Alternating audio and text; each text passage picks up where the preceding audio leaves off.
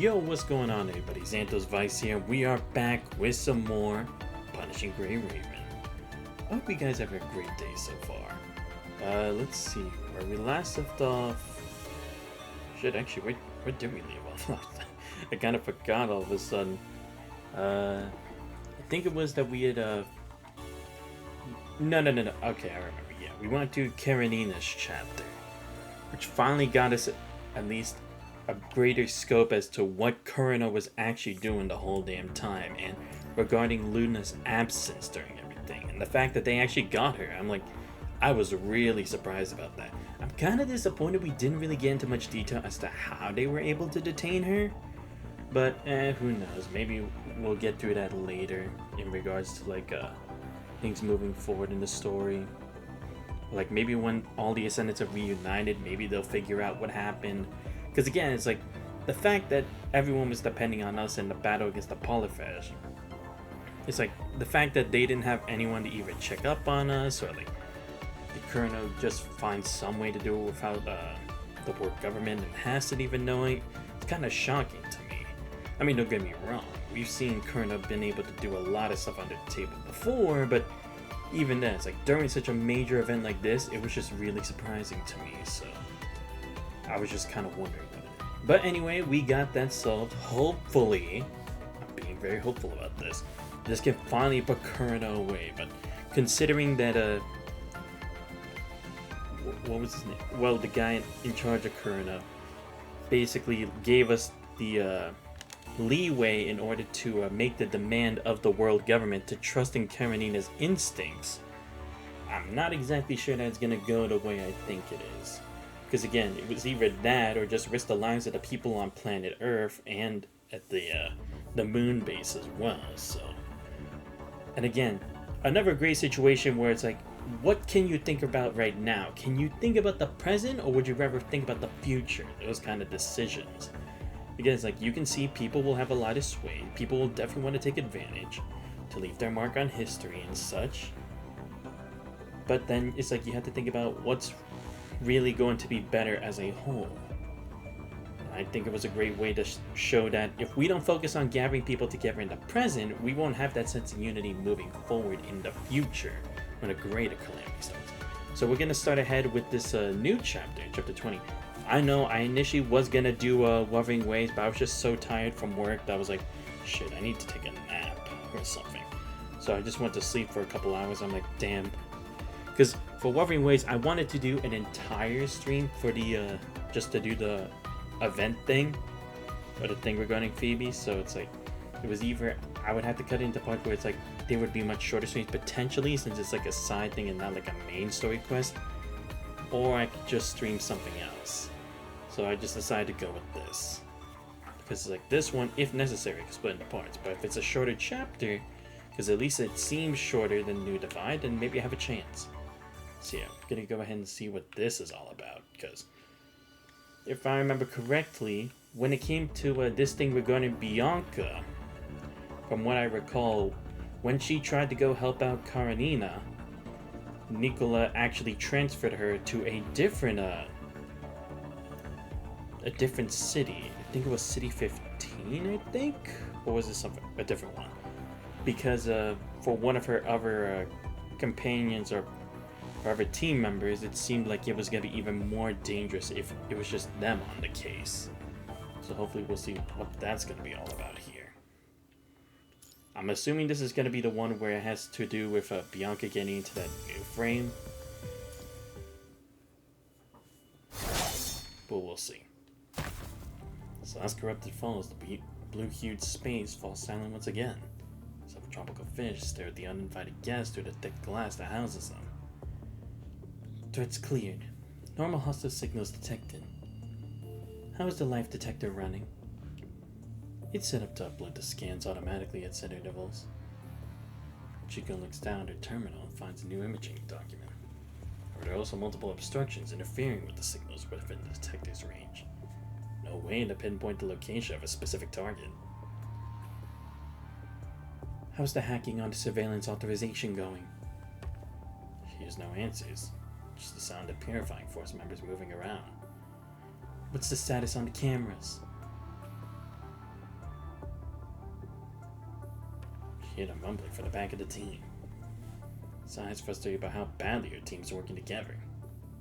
Almost every member of the Purifying Force is used to working alone. There's never been an operation that requires a team of more than 5 ever since the Purifying Force was formed.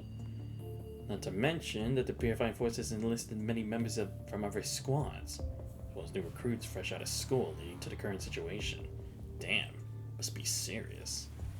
It's like that many people instead of just one squad. Just what the heck did this Nicholas team found?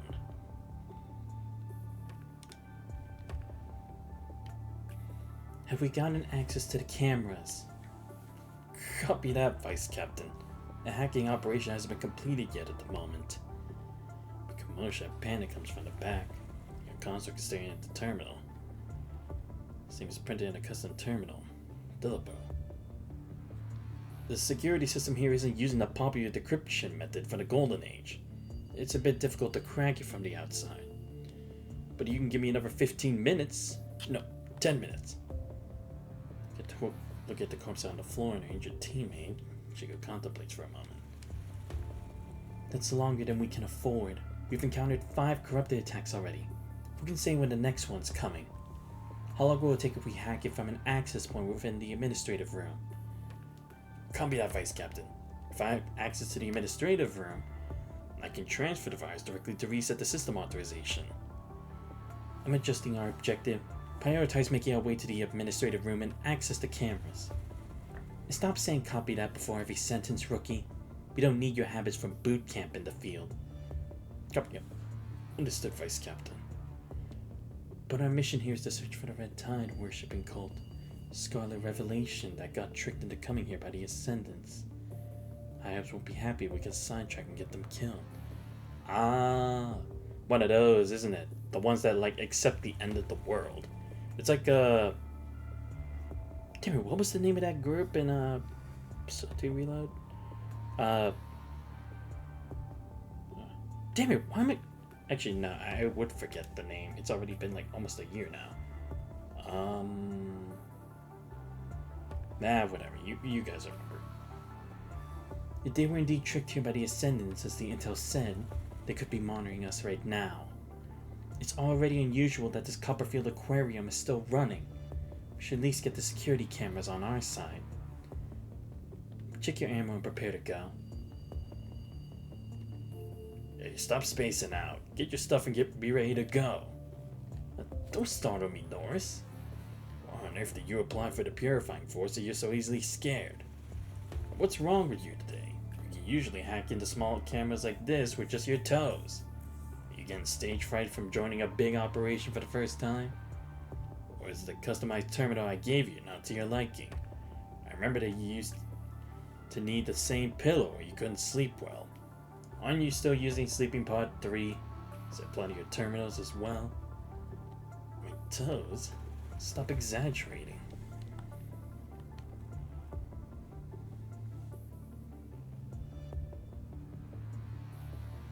Terminal's great.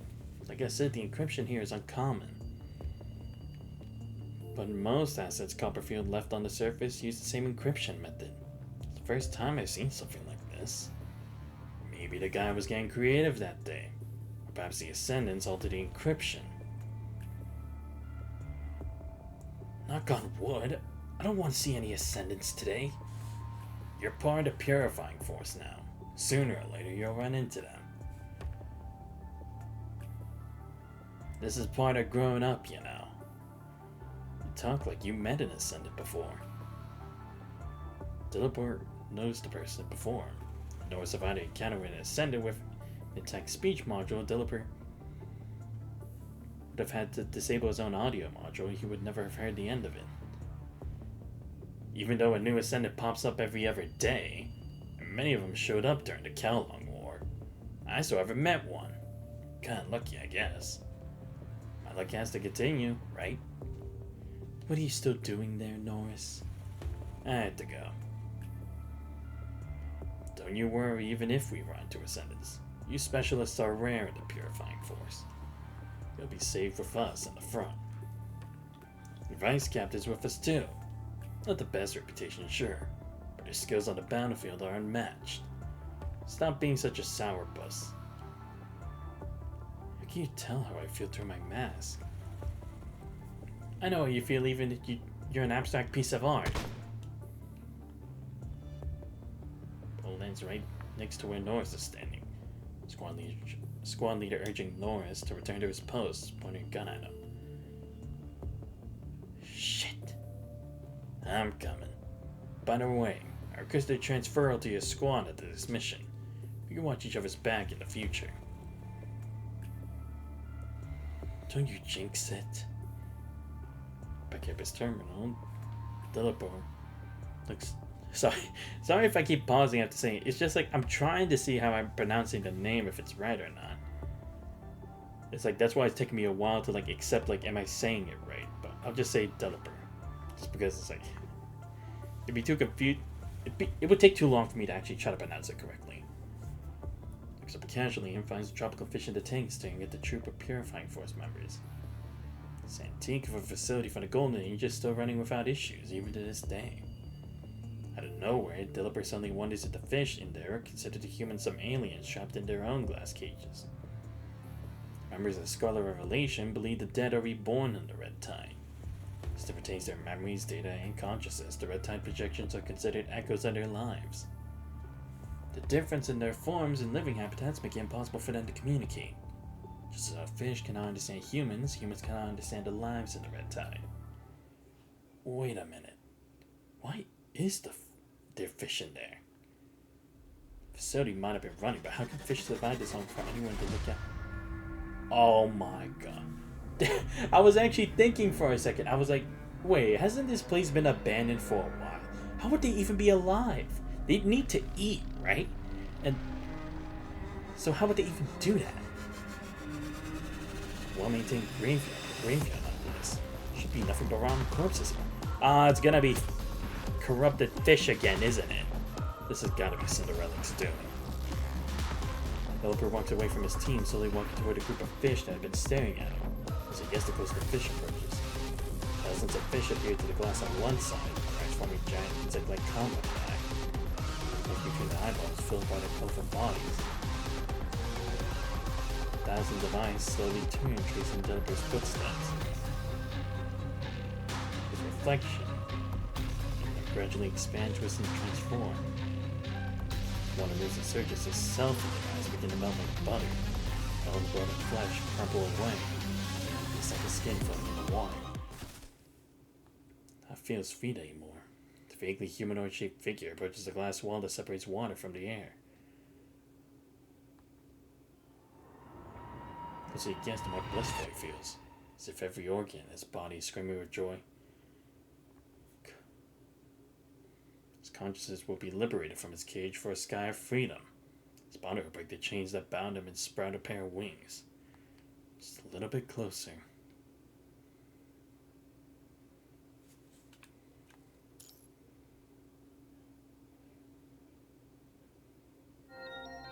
Buried consciousness slowly rises. His sense of self reestablished. Discovered corpses lie underneath her feet. Faint light from the lamp in her hand is slowly dying, and the projections in her visual module are dissolving into the air. How are you feeling, Bianca? The projections overlap with the figure before. For a brief second, she cannot recognize who that is. Calibrating her visual module, Bianca finds Lucy as staying before her. Lucy is a human, while other members of the operation are standing further away, keeping watch. I'm okay.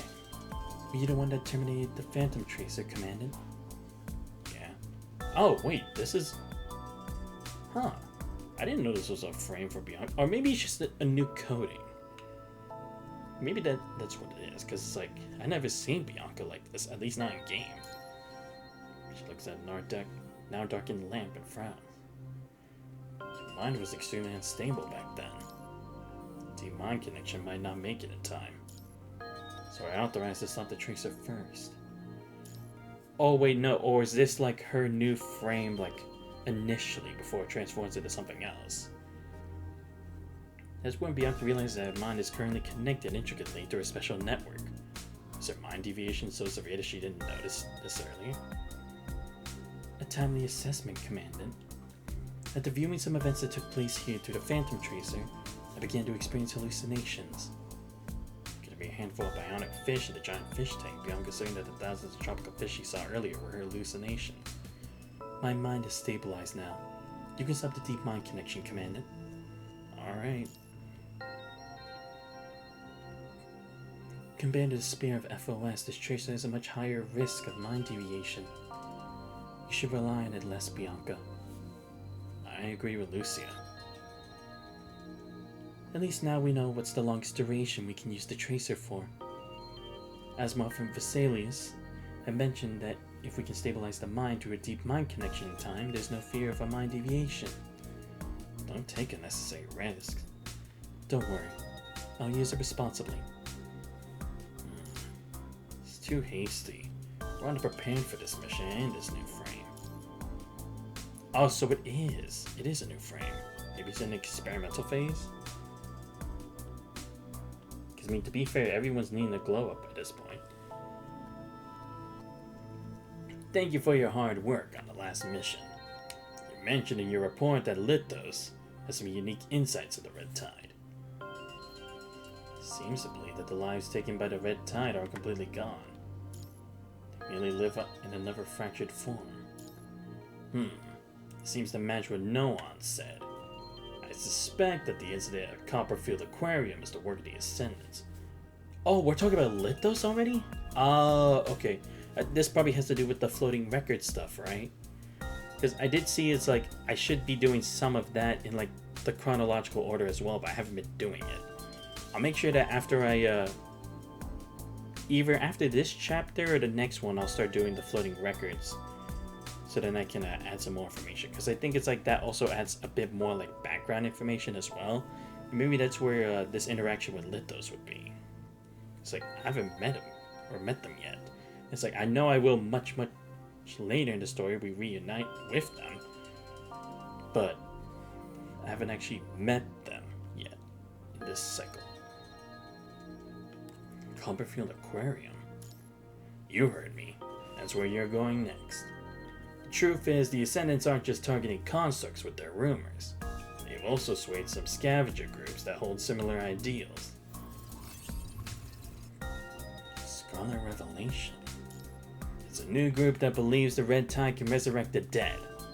From the testimonials we gathered, they were a small group of 13 before gradually expanding into a group of thousands. Of course it would be 13. The original 13 that started the group called themselves the 13 Revelationists. Yeah, sure. Just call them Organization 13 if you want, for all I care. They haven't done anything as fanatical as pushing or luring people into the Red Tide yet. But recently, the 13 Revelationists all received invitations from an unknown Ascendant, one after another. The Ascendant promised them rebirth to the Red Tide if they showed up at a specific location and passed the Ascendant's test and filtering. Maybe Vonnegut's just doing like a test, right? Because to be fair, he did want to see like from human interactions how would Mother react, especially the creature born from the heterotype Mother. So maybe it's the same kind of thing, but just doing it with the Red Tide itself, seeing if maybe it won't get to the same level as it, but it can create like semi-perfect forms of what the twins were. Even though the 13 only considered rebirth through the Red Tide a tale of solace, any comfort they could find turned into a lifeline in these desperate times. Most of them died on their journey. The Purifying Force only found dead bodies and a handful of survivors when they arrived. Only one of them survived. A picture of a woman with dark eyeshadow appears in the projection. Grace last appeared in Copperfield Aquarium. The Ascendants trying to turn people into one of them? Juan mentioned that it was not humans, but Lithos who turned them into a construct. You know what? Yeah, see, that's what I mean. It's like, there's definitely something else I'm supposed to be doing, but I haven't done it yet. I don't know how or why, but the Ascendants also seem to possess construct technology. Not really. Their situation were different from Noan's. They all tested negative for tantalum-193 affinity in conservation areas in the past. There's no way they could become constructs. Right, yeah, because again, there has to be the compatibility to do so. Even if they wanted to, that didn't necessarily mean they could.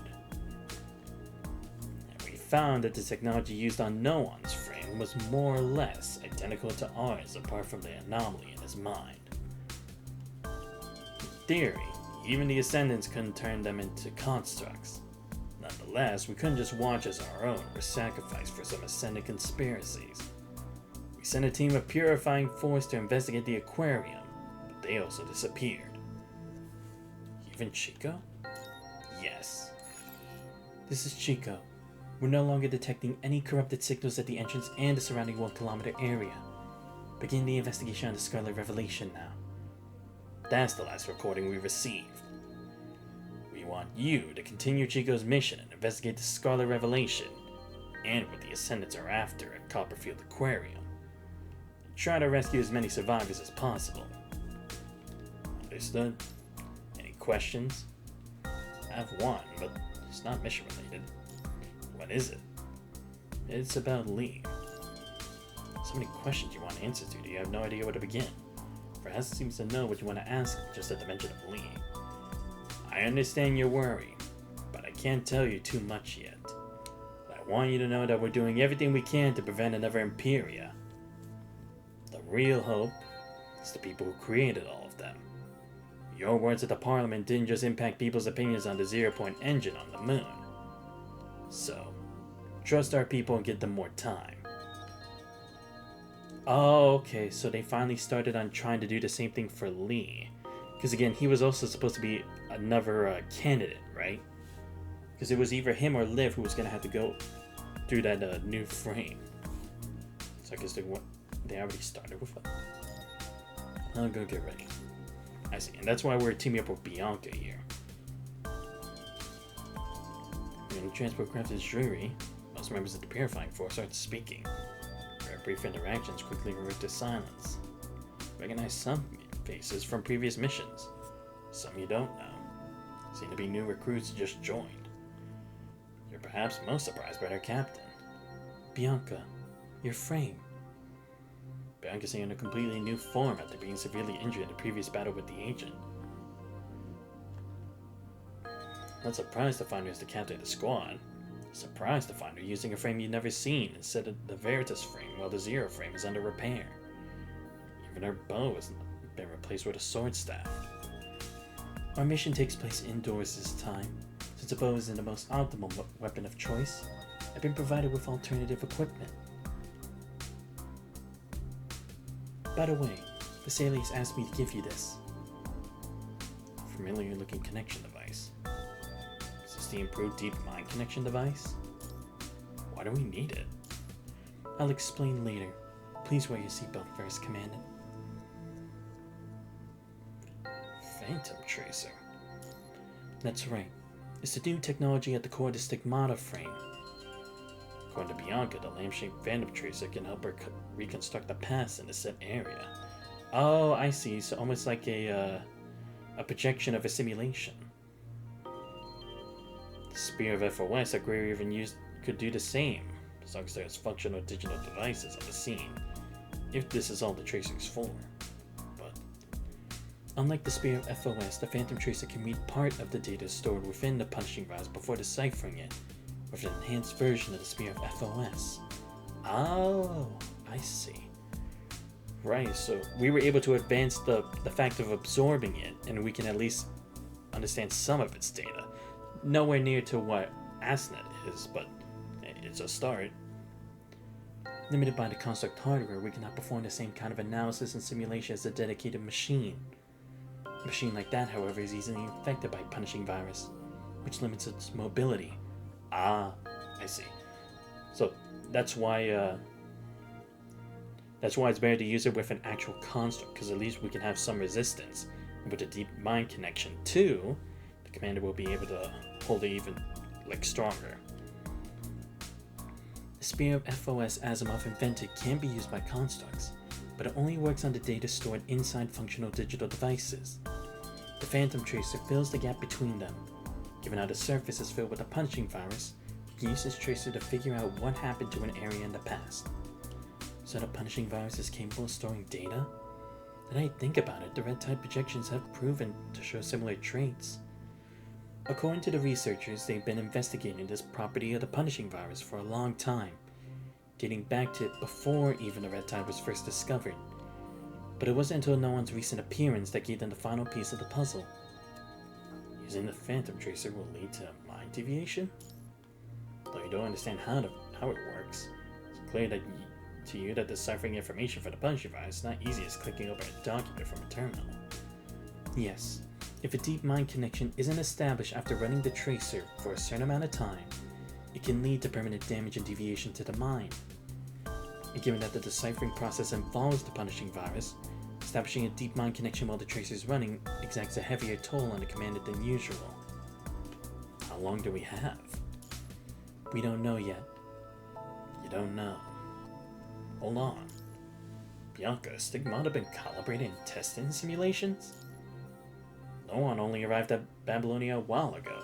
The researchers were only able to complete the Phantom Tracer after his appearance. The Stigmata must not have been made that long ago. Given how urgent the situation is, this frame has only been briefly tested and calibrated, but we're certain that it won't change my mind when we're not using the Phantom Tracer. As for the tracer itself, there wasn't a suitable testing venue on Babylonia, and it was too late to test it on the ground. Now help but clutch your fists so tight that your nails almost dig into your palms. The real hope is the people who created all of them. Your words at the Parliament didn't just impact people's opinions on the 0-point engine on the moon. So, trust our people and give them more time. You almost have to squeeze your words out through clenched teeth. President Hassan and Asimov wouldn't agree to this. Who made Stigmata, Bianca? It was Colonel, Commandant. They've been researching it since the punishing virus appeared. Oh, god damn it. Right. I guess they could have also tried. This is probably one of those frames that they were trying to improve on with the info they got from Luna, right? Shit. That makes a lot more sense. Okay, I think I do know who no one is, I think. Wait, give me a second. Let me actually check. I want to make sure I'm right about this.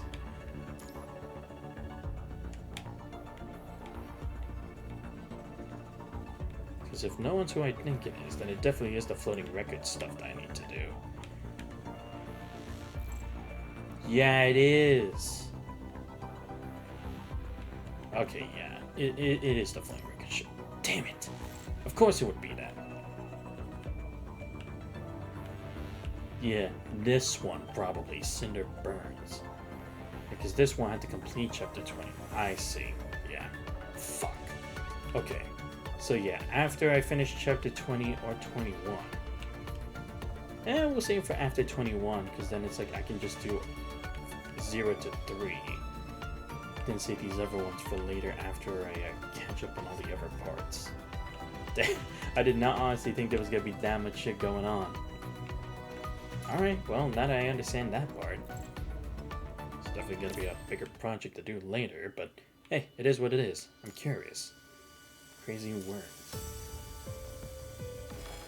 Yeah, I guess this is just a coding for Stigmata for now, until it gets its true form. Chico's squad was heading toward the administrative room. Bianca's explained the information she retrieved through the Phantom Tracer to her team when a call on her terminal suddenly interrupts her. How was the Phantom Tracer, Stigmata? We just finished running it for the first time. I'll upload the relevant data after the mission. Please do not interrupt our operation unprompted again. I believe I've mentioned that to you before, Vesalius. I see. I'll upload the data now. Tracer only ran briefly, but it generated more data than expected. Upload's progressing slowly. Right. Are you the Grey Raven Commandant? Guessing she's also someone I haven't met yet until I get the floating record. I am. I heard you directly connected your mind beacon to a corruptor in the previous mission. Yeah, that's right. No wonder they were so confident and didn't even bother to arrange a recovery plan for you. You're certainly much more capable than that last query ever commanded. How did the deep mind connection with Stigmata feel? Is there any difference to repairing Imperia's? It's eclipsed now, isn't it? Mind? Their names are Bianca and Liv. For some reason, Vesalius seems inclined to call constructs by their code names that are frames instead of their actual names. Prince Markley seems to have it done or something.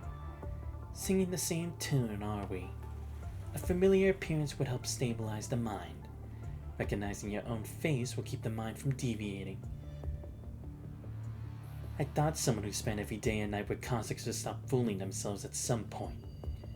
Should I commend you for being the hero the Parliament meticulously adorned? That those pretty ribbons ensnared your critical thinking. If it's foolish to think that constructs are mere tools, it's equally foolish to think that constructs are just humans. A perfect body, a controlled path of evolution, and an independent mind. Constructs are a new life form. They are the next step of evolution. But that doesn't mean we need to abandon or deny who we were. Perhaps your name meant a lot to your past as a human, but your frame's codename is what anchors you in this new form of life. It's unwise to avoid it. You keep telling yourself you're human, but you wield powers a human can only dream of. This discrepancy can't be swept away with a few petty words. The main reason for mind deviation is the disconnection between yourself and reality. How do you remain yourself if you won't confront your distinctions? Are you dressing like a nun to make the deserters to take the deserters to heaven? Should be sending them to hell. Know you as who you are now, not who you were when you were a human. None of them has been a human for a very Vesalius. The data has been uploaded. Please complete your assessment quickly. You still have work to do. The shortened benchmark runtime was unexpected. You weren't our first choice after all. The hallucinations appeared immediately afterward. That data doesn't seem to be completely useless. It's surprising and fascinating, but also proves that your mind was deviating before your hallucinations appeared. You should heed my warning, Stigmata. Eliminating the punishing virus isn't the only way forward. The Phantom Tracer was made to decipher the data within the punishing virus. To utilize a weapon of the punishing virus half-heartedly in your half-hearted form will only create a great disconnection with yourself. I'll think about what you said when needed. You'll still run into these hallucinations later anyway. I look forward to the data these unanticipated phenomena provide. Remember to stabilize her mind with a deep mind connection in time. I don't want my work to become something one and done. Not that we have more tissues from the heterohyte mother to make another Phantom Tracer. Who is she? She's the lead researcher from Corridor I mentioned before, Commandant. She was also one of the lead creators of Stigmata. What is that warning she mentioned? This coding wasn't what the Stigmata frame looked like. The original form leans more toward the stereotypes of the purifying force in witches. But considering that a familiar appearance can help stabilize the mind, we made this coding in response to the short production time of the frame. Right. Again, that thing about like the sense of self, right? This wasn't part of the plan. Seems to think of something right as she says that. A rare hint of hesitation flashes across her eyes. Quickly disappears, replaced by usual determination. We took too long to upload that data, Commandant. We should proceed with our mission. Easily made frame, temporary coding, placement for the top candidate? I more or less understood what happened from this conversation. But Bianca's not willing to talk about it. You should just let it be for now. Alright. So hearing the echoes of muddled footsteps within the aquarium. Death for the unseen underground, the hospitable staff are ready to welcome you.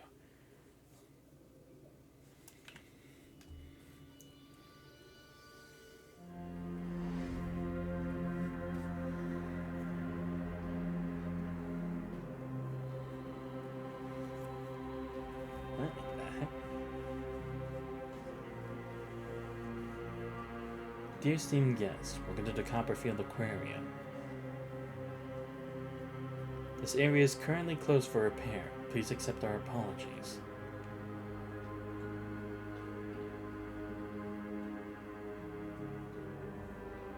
Sure. Our staff will enter the activation password as soon as the repair is complete. I appreciate your patience. Copperfield Aquarium wishes you a wonderful day.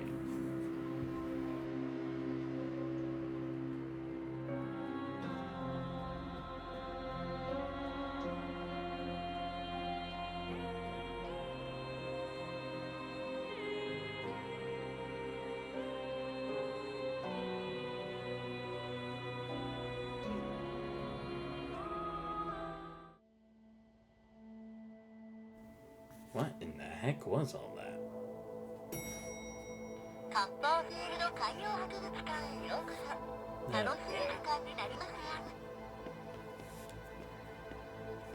I'm not that used to the stigmata frames, so this will be like my second or third time using it. Not just the entrance, every facility in the aquarium is working properly.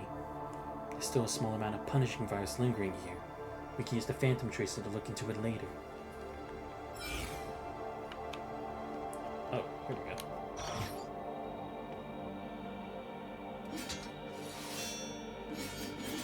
Let's go with this. Next to the bottom floor is a long line that appears to have been drawn with a metal object with two small lines next to it, or text beside it. A metal sign with the layout of the aquarium. Lower third floor is a large pool for sea creature performance. The other two floors are just ordinary bio water tanks. The first sign glows, to latecomer, the bottom floor has a passage leading to the nearest town. The second line goes, to latecomer, don't go into the passage. Been sealed after the collapse. It's full of water. It's badly corroded. It seems the text was carved. The white paper was kind of long strips of trees, no python, or rabbit, even a passive image in the front. Great, am I gonna be fighting my inner demons? This is not good. Ugh, what the heck is that? Hey, I had no control over that. I call bullshit.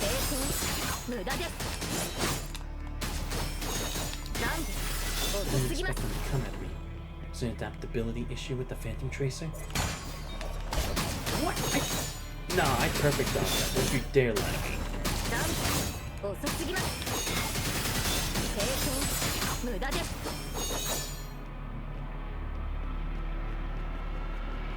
was asking me for help. He was looking at someone standing in my direction. Are you Cossacks from Babylonia? Was it Chico and her people that he met? Yes. The Lady Revelationist and the others are still down there. Would you like to join us? Lady Revelationist. I think this is how Scarlet Revelation calls grace. No, you're the ones who need to be saved. Lower third floor. Filter the red tide. So you'll be reborn.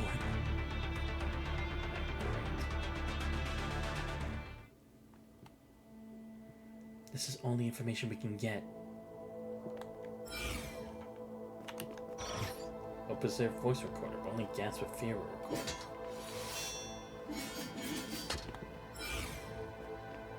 Just what the fuck happened here?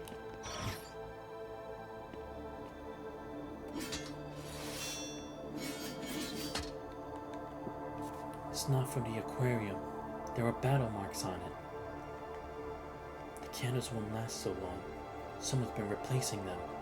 Is it the refugees or the ascendants? To my beloved daughter.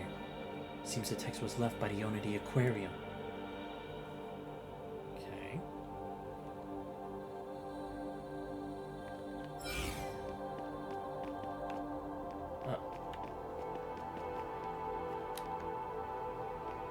Statue is being especially clean. Who would do this? Oh, I can talk with these guys. They even have a biofish. Who started the aquarium?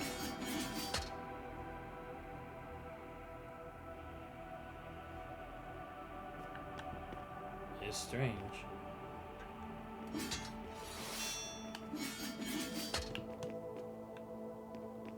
Oh wait, can I talk to Lucy? Come in, I'll go and search for a path to the west wing with the others. Please take care. The elevator can only take us here, but the number's stuck at -3. Is it broken or...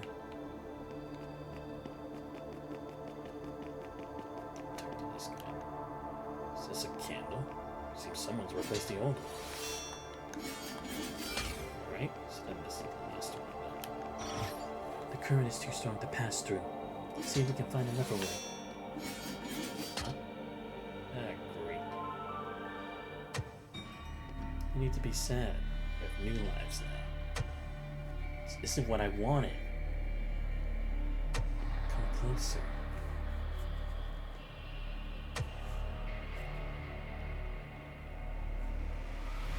Sooner or later you'll become one of us. Reminds me of that one monster from Ruby that like took over like all the or that it used like negative or weakening emotions. Oh shit! Okay, that's not good.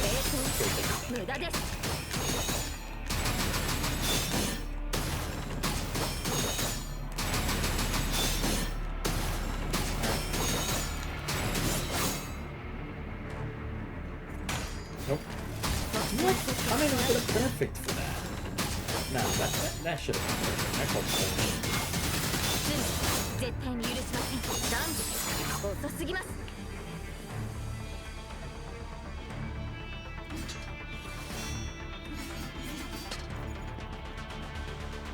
You're not our enemy. You are coming to follow you?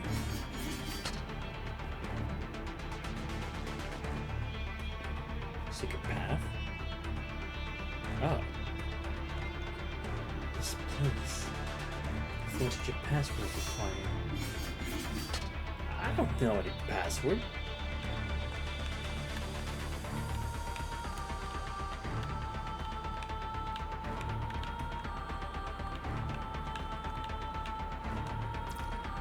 Switch to the water gate. Where's that thing that gave me the tips?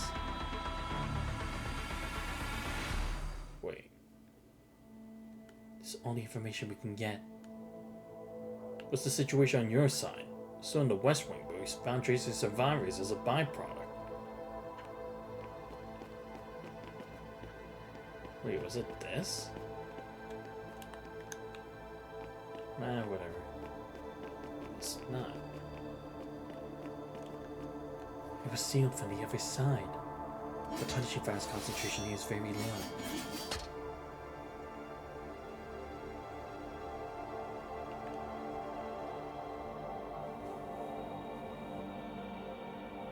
Yo, what's up, Metalite13? Welcome to the stream. Hope you have a good day. How are you? I'm doing alright. Just doing a bit of like, not necessarily a short stream, but just a random stream for Punishing Grey Raven. Just because I had the time. Right behind that water curtain. But it's closed. We closed it. Lady Revelation has asked us to wait here for her. She's still not back. I'll find her and ask the others to evacuate you. Really? Then I'll give you the password. Well, give it to... What are you already... What are amazing art styles? Yeah, definitely is a highlight of PGR. Should be 9451. Oh. Alright. I was hoping I would actually get to solve it on my own, but whatever. It actually makes it easier for me anyway. 5, 1. There we go. You art them yourself? Wait, what? Wait, what art? Kind of confused. I thought we were talking about the game. Dear esteemed guests, the undersea tunnel on the lower second floor has been repaired. Please enter in an orderly manner. You can fine restaurants, entertainment facilities, and a 24-hour dolphin performances on the lower second floor. Copperfield Aquarium wishes you a wonderful day.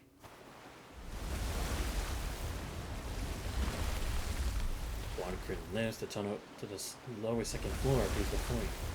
The model in your about section. Oh, okay. No. No, I did it myself. I had all the stuff I have commissioned. But stuff for the about and stuff, I had that commissioned by someone. I think it was a Fairy Joanna, I think. I have to check in a bit, but yeah. It's awesome. Thank you. I'll let her know whenever I get the chance. The punishing virus concentration in the air is increasing. Texas suit warns you at the same time as Lucia. Fortunately, the risen concentration is still within an acceptable level. Why don't you use a VTuber model on the front screen? Nah. I mean, I definitely would want to make a VTuber model, don't get me wrong. But it's like, if I do it, I would also want to have it like on screen as well. But it's like, I'm kind of only trying to use expenses as I need to as I progress streaming, you know? Because I first started out with my logo / character, then I did it for my channel banner, then I did it for stuff about me and stuff. So it's like, the more I get involved with streaming, the more I upgrade my channel bit by bit. Because I'm still a college student at the end of the day. I don't have endless money. Not to say I wouldn't want to get a VTuber model. I do want to get one day.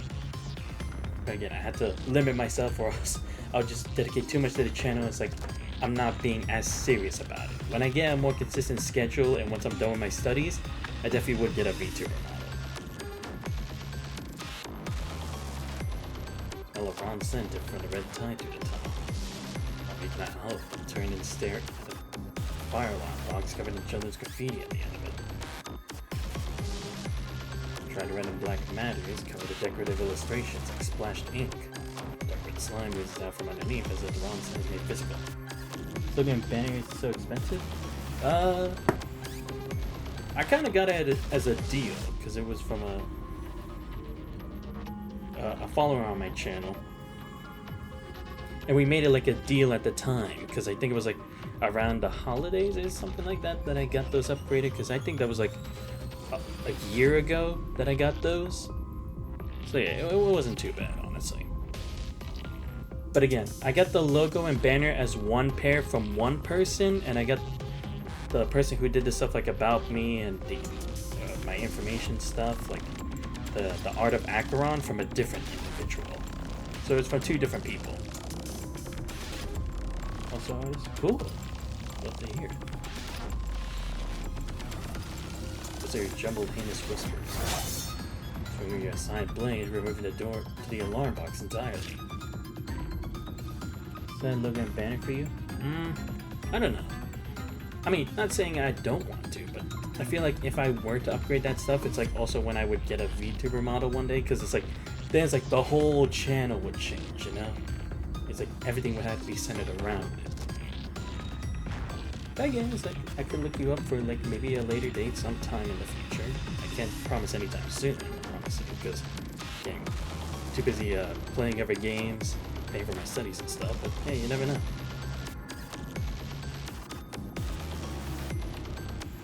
Thing inside drips onto the floor with sensitive blobs, forming a cake of meat that's about 2 arms wide. It was like substance without a concrete form. Muscle tissues and lumps joined together in a splintered metal. Fresh organic matter submerged in slime. You upgrade your channel slowly also. Yeah, that's basically what I did, but it's like, if I'm gonna change my banner and logo, even though I literally just only got it after a year, it's like I wanted to like also match with the entire aesthetic, you know, not just make it like a separate thing. At least personally. Again, that's just me. I'm not saying that's how it always has to go or however. Go on logo and banner now, VTuber never. Yeah, but again, that's what I mean is like when I can like clearly dedicate myself to streaming instead of just like being random at times. It's like I don't have like an official like full-time job and stuff like that to then like organize specific dates and times for it as like an official streamer. You know what I mean? Bianca can see countless figures through the Phantom Tracer. Faces are blurred, their identities are unrecognizable. All she can do is to identify if they're male or female. Is that thing? Did you find a Discord? Yeah, sure. Link's on the Discord. Or if the link doesn't work, the name. My handle on my Discord is the same as the one on the channel. I get what you mean. Oh, okay, good. Got your understanding. Organic matter rises and falls with its breath. From cysts flow to the surface one after another. Birds splashing the foul substance within the surrounding floor. The news cries every time a cyst bursts. As when you vaguely recognize a few twisted faces on its low-coated surface. Their eyes are squinting as if they're ecstatic, but their mouths are twisted in all kinds of ways, whispering and murmuring painfully. So goes its lungs, starting to crawl toward the spilled filth. Sharp splintered metal cuts open the pink skin. Blood spills out, leaving a trail on the floor. What makes you shudder is how the mouths mutter joyfully as the ooze loses more blood.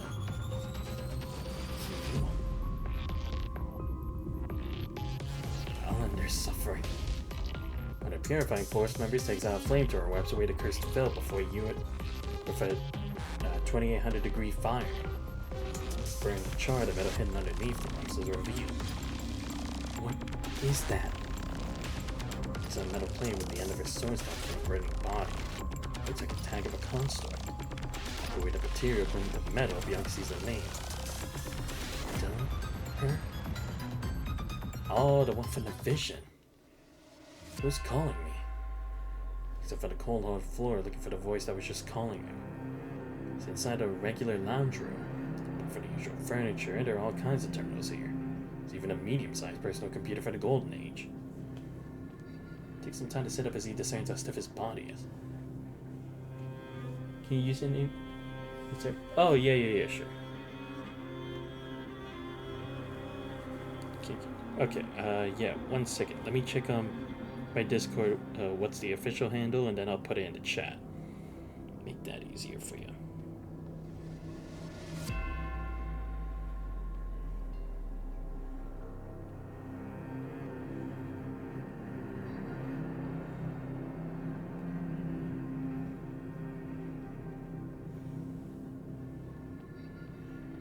Let me see.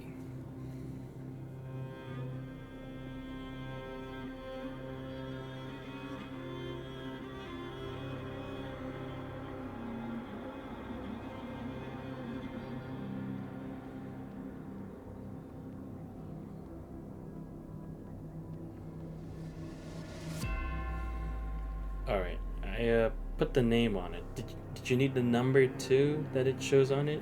Let me know if you do. So I can put it on. I've rested for a while, have I? Okay, there we go. Yeah, got it. Alright, got your friend request.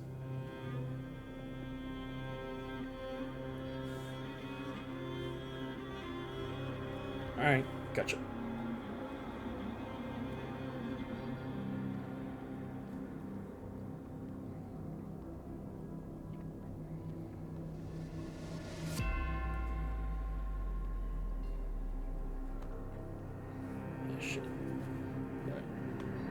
Whatever.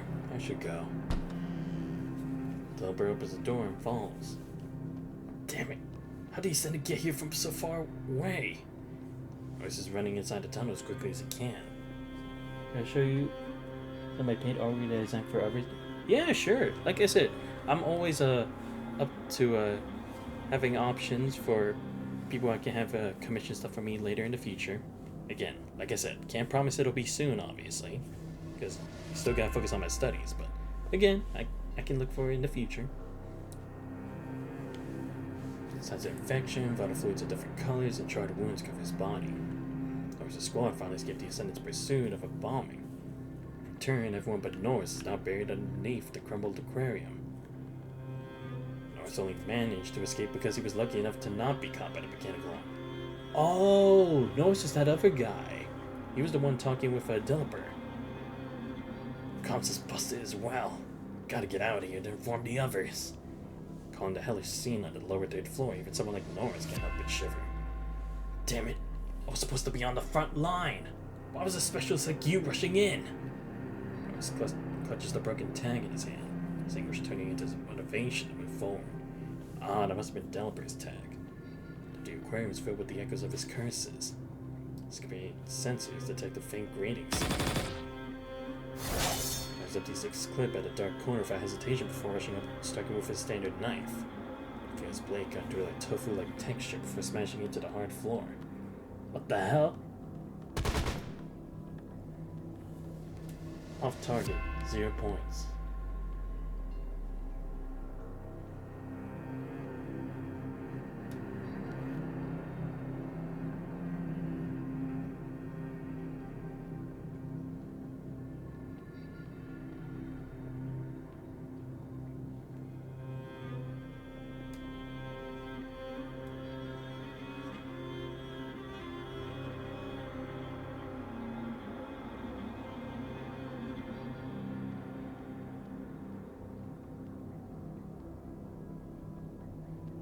Hey, look at your stuff that you've done, Madeline. Gotta say, it looked nice. Do you have a moderator on Twitch? I'd be honest, I don't really know. Because, like I said, I don't really make money off of Twitch currently. Not anything like that. Like I said, I'm not like a full-time streamer or anything, so I don't believe so. Could be wrong, though. That provides the target ahead of him expressionlessly, accompanied by the flat announcements of the AI. I saw many. Okay. Rings on the upper body shaped target are spawnless. By my side, the rings are raised adorned with a few bullet holes. 9.5 points. The AI makes another announcement in an intentionally woeful voice coming from beside Delper followers. Make me a moderator? I have to think about it, because again, it's like I don't really understand like the whole moderating just because I haven't really looked it up yet. So it's like, think about it. I'll just take a screenshot to remember for the future. Again, not saying that it's dangerous or anything, but it's like I'd rather know what I'm getting myself into. Thank you for the follow, Madeline. Much appreciated.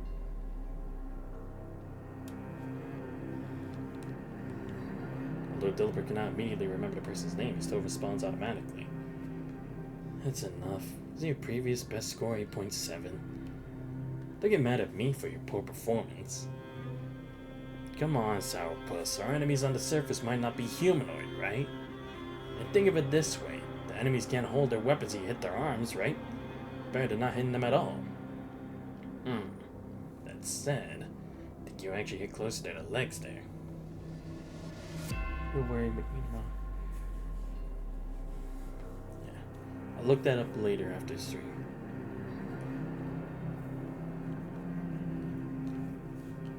This enemy's not fast. A slow-crawling creature even stops sometimes. Though it no longer has hands to fight back or legs to run away. Look over your channel. Oh, okay. Yeah, I'll make sure I do that.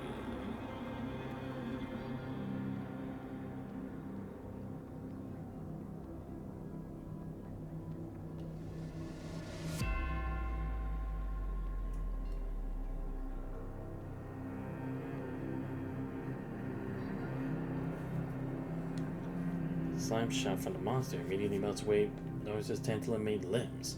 The high concentrated punishing virus it carries proceeds to infect them. I was gonna do anything but lie on the floor as he watches the monster crawl ever so slightly closer. Constricts don't get hungry. Do you think it looks a bit too creepy? Whatever, it's free anyway. Those guys from WGAA love to host weird functions like this. Check my artwork? No, yeah, I did. I like it. The episode, the robot-shaped cookie, strawberry jam eyes glowing in eerie red. So can I remember the chatty Constrict's name? Know each other so well, so they must be good friends, right? It feels empty inside, as if something's missing. Give it a taste. Will inside be filled once he accepts the gift? Gently takes a bite. Chatty Construct quiets down. What's your mind say? You change your logo and band? like I said, I'd rather not have anything decided now, because again, it's like if I was to have my logo and banner changed, it would also depend on like what my VTuber model would be in the future, because it's like I'd want it all linked to that. But I'll definitely keep you in my mind, and I'll definitely consider you for a future project whenever that is.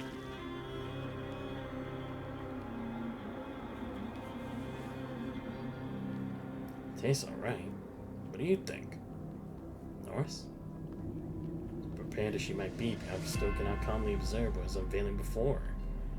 The ooze crawls all around on the floor, searching for something unveiling before returning to the fire alarm boxes and no dark spaces the only shelter you trust. Bianca hears sobbing inside there where she cannot see. Come on, get closer. Let me take a good look at you.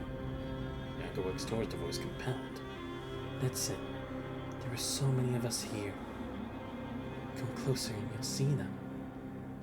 What in the heck is that? The quickest way to death is wishing you could see the dead again. Chilling fright drags Bianca back from her disoriented mind. She finds herself in a snowfield somehow. Why did you come here? To save people.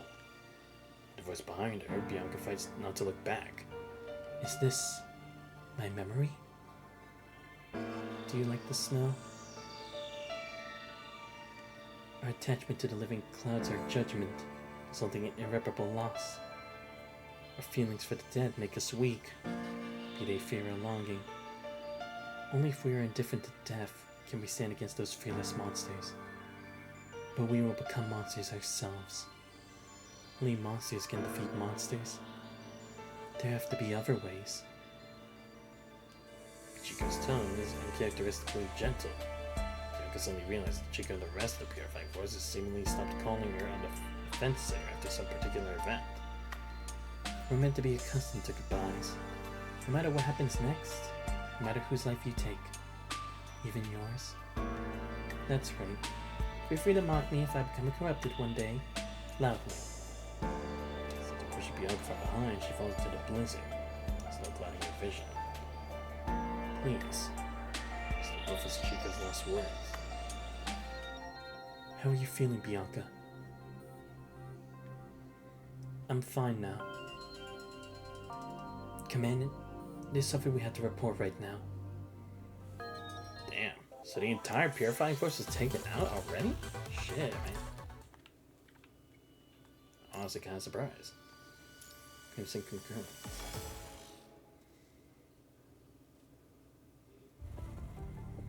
Are you certain? We haven't investigated the lower third floor and the west wings ourselves yet, but the evidence we collected so far is proof enough. The Ascendants have amassed a large amount of red tide at the reservoir at the lowest level of the aquarium, to the underground waterways. So, they never stopped trying to spread the red tide to the ocean. Makes sense, they were gonna have to do it eventually.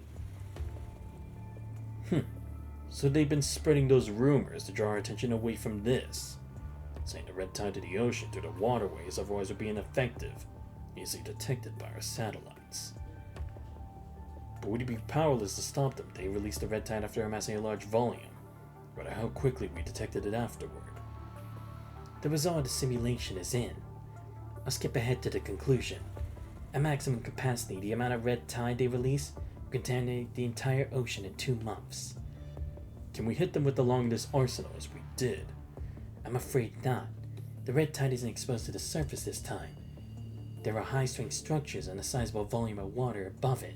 Yeah, that's what we're gonna say. It's gonna limit the actual damage that it does, so the impact wouldn't really hit it as much, especially when you consider like water pressure is also gonna take that into effect as well. Even then, considering we don't know the actual sizable amount they would be in, we wouldn't know if we're actually getting rid of it or not. The longest arsenal would lose most of its energy puncturing the structures above. What's left is incapable of vaporizing the water. They didn't transfer this volume of red tide in a day or two. They've been doing a great job hiding their activity from us. We're only noticing this because they were luring the Scarlet Revelation to the aquarium. Why would they do something that could expose their plan? I think it's for an experiment. An experiment? Yes. They have seemingly discovered a way to expedite the process of evolving the hetero creatures from the Red Tide. It didn't take long for the disappeared squad to become part of the hetero creature after the Red Tide devoured them. What? The Ascendants must be involved. Asimov, factor in this variable and run the simulation again. On it. Done. Factoring in the speed they're evolving now, the number of hetero creatures will grow by 127 times even before the ocean is completely contaminated. We have to stop this. Let's use the Omega weapons we salvaged from the moon. Those are all the Omega weapons we have before we can restore the lunar base. Now's the time to show our cards. We wouldn't need many if we only deploy the Omega weapons on the lower third floor. But what if that's also like a trap, right? Like, they're making us waste the weapons because they knew about it. Because that's the thing. Vonnegut knew about the lunar base. He knew that Luna was there. So it was like, who's to say that he wouldn't predict that that our only means of stopping them is the Omega weapon. And he knew we couldn't create them now that Luna is no longer with Kurano and the lunar base is gone. We no longer have a 0-point reactor that we can actually use. So what if he's making us waste them as well, so then when it comes to a better creation, we won't be able to stop them through normal means again? At least, that's what I would say at the very least. Because Vonnegut's always been a step ahead of us, because it's not like we've actually detained any Ascendants, like we captured any of them, and not like we've actually completely stopped them from doing anything. Don't forget that you're not authorized to use those Omega weapons. Many in the Parliament are hoping to use them to clear the remaining punishing virus from the moon and rebuild the lunar base. If we don't have enough evidence to verify the threat, getting them to approve it is a pipe dream. We need comprehensive footage at the very least. The Purifying Force will continue to explore the lower third level after this call. We'll be uploading the relevant footage as quickly as possible. Hesitant doesn't answer. Beyond this terminal's view, the Purifying Force members are silently expecting their gears and preparing to descend further. The Captain Hampick himself has and eventually nods. I'll start preparing a team to transport the Omega weapons. Be careful. We will. Let's get going if we're done with the bureaucracy. Not yet. We still need to leave a few people here to protect the refugees. And the Purifying Force frown upon hearing that. Our priority should be investigating the lower third floor. It'll end up costing us if we're even just one person short of delivering the intel. We can't put innocent people at risk. Not to mention that we need to secure an exit as well. How innocent can they be when they voluntarily came here for the Ascendants? But I agree with the rest of what you said. Everyone? We'll lead this place to you. You should stay too, Lucia. The Purifying Force is inexperienced in defensive operations. Keeping a seasoned fighter like Lucia here can certainly mitigate some risks. Understood. Are you going to follow Bianca, Commandant? Deep Mind connection has limited range. I have to go with her. I see. Please be careful. I'll guard the refugees and the exit with the Purifying Force. I trust you. Fist bump Lucia before proceeding with the advanced team. And let's not skip. The stage is an extension of the main story and takes a longer time to complete. Fuck it, let's do it. Illusions are not complete lies behind which there is secret information. Anything else you want to say? Reality's not necessarily the truth, while traps are concealed from view. Captain? Did you hear that? Sorry, let's move. I'll stay here with the others. Contact us if anything happens. Let's go, Commander. Alright.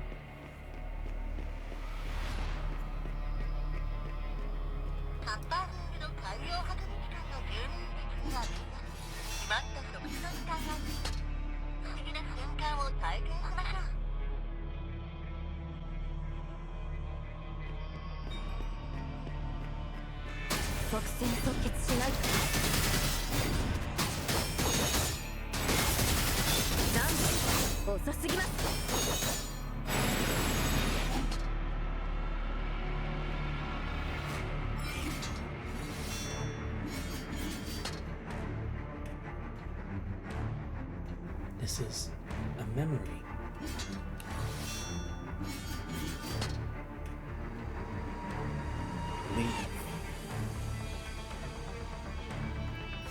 do. Please allow me to do this. The revelation is there's no time to hesitate. So what, I won't last long anyway. I'll never regret following you. I'll go first. Are we still in the aquarium? We're back again? Let's keep moving. Ah, shit.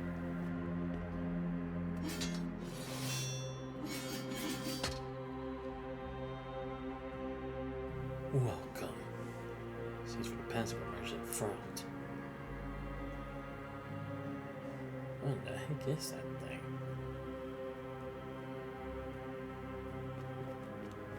It's a monster. Stop. Call this monster reborn? Damn. We were fooled by them. We'll stay here a minute longer. No. This is a reborn. He's still Marvin. He's not attacking us. Look, he's waving to us. Hey, let him go. What about you guys? At least, there's no need to worry about food.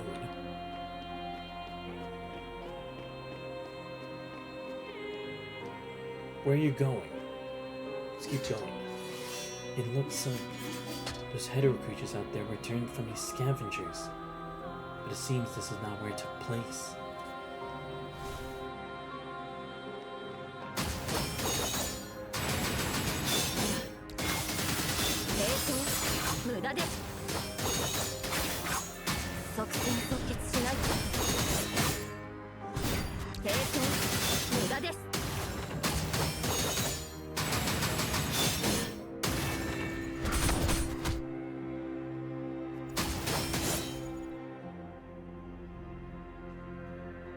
Just go back if you don't feel well. We don't have time to wait for you, Sleeping Beauty. Are those enemies part of the illusion? Looks like my mind is starting to deviate. I have to establish a deep mind connection now. Alright. So, why are these Purifying Force members even, like, giving her this kind of lip? It's like, she's the leader. The fuck do y'all think you are? God, cool. Hetero creature. Where did it come? Mine is fluctuating. Welcome. This place. The others are still fighting. Must go back as soon as possible. The Phantom Tracer might help. Not respond. It's not working.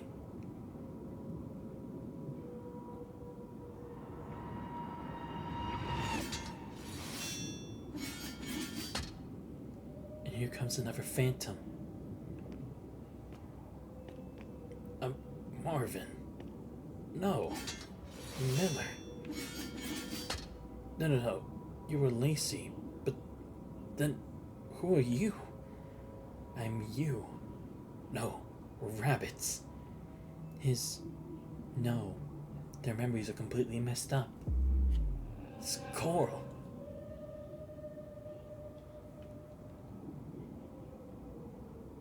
It's a new employee, idiot. Which way is it? Forward? No. Right. Backward? Damn.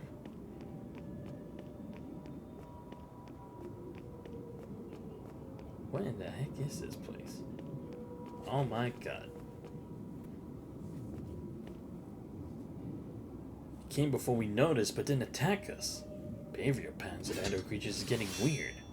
Thanks to this, we can take care of it with just one shot. Looks like what happened in the illusion was real, and it wasn't long ago. We lost contact with Heathrow.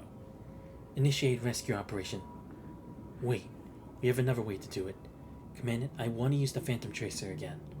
Please establish a deep mind connection for me if my mind deviates again. Alright.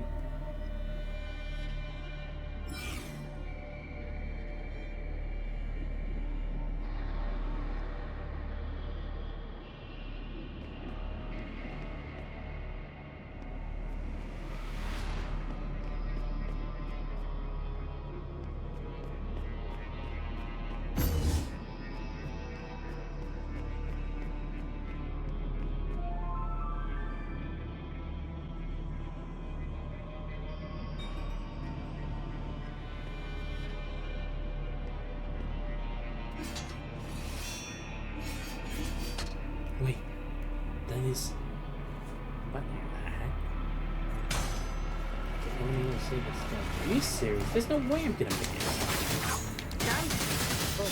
Maybe not. Yeah, look.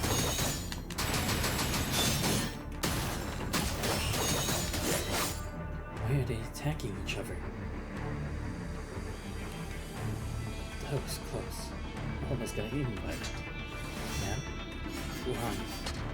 Or it's good to be their food. Bloody hell.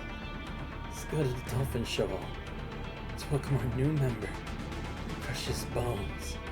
It's made of iron, idiot. What are you talking about heat throw? Listen, what the fuck happened here? What is that? Oh shit.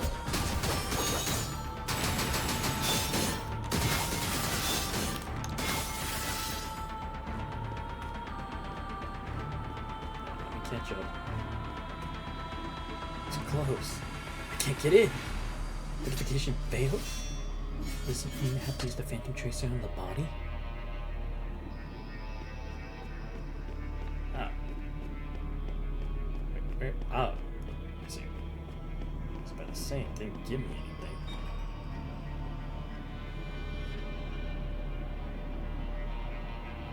I want to trace some Phantom for information.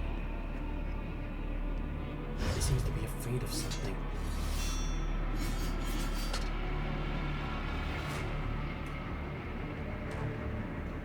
This is door?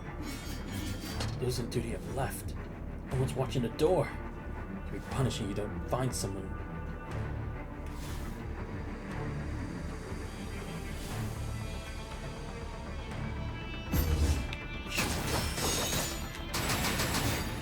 What have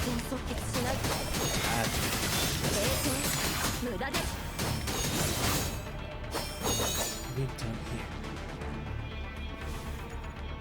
Not yet. Could go on forever. Heater stands up again.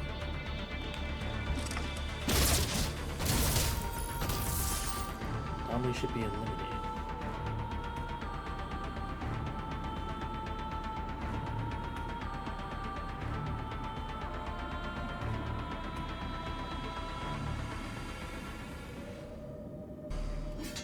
Back.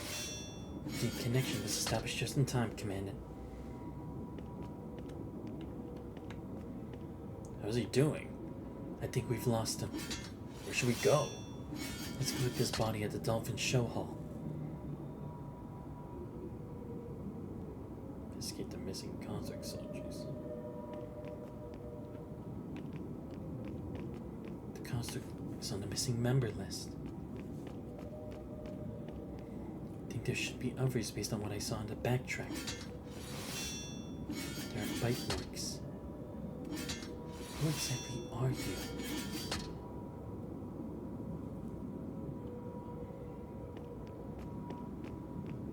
Why is it red? Someone's approaching.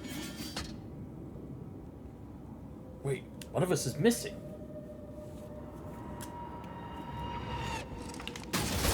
Ever new hetero creature?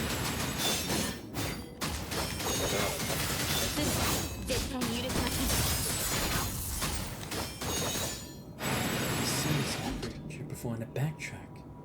Does that mean traces left by the red tide? The pipe.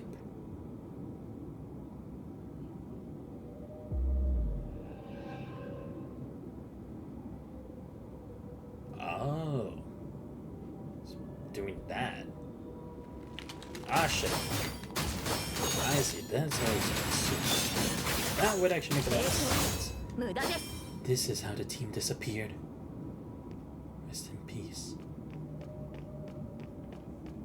Shit. Didn't even know what happened. We'll get to the lower third floor as long as we pass through here.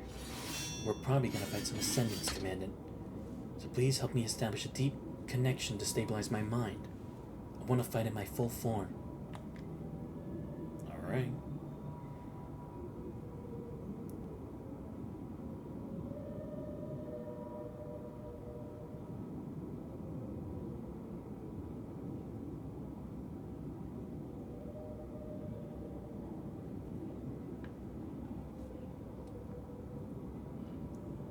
shoot.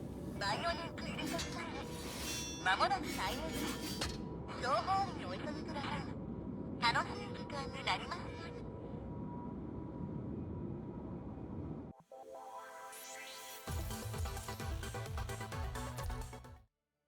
Damn, I'm an hour 20 in and I've only been through 3 parts. Wait, I'm 7. What? Oh my god. Alright, so. If this is like around 25-ish percent, it should be like 12. Okay. Yeah, I should at least be able to get half. Don't know if I finish the whole thing, but we'll see how far I can get. I'm not your enemy. He's a guest. Welcome.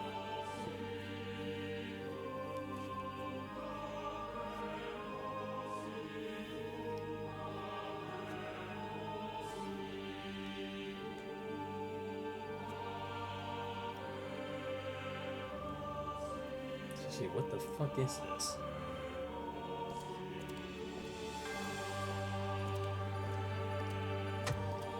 Pride makes you beautiful. Give you a cut. Half for me, half for her. Upper half and lower half. Left or right? Which half do you want to keep?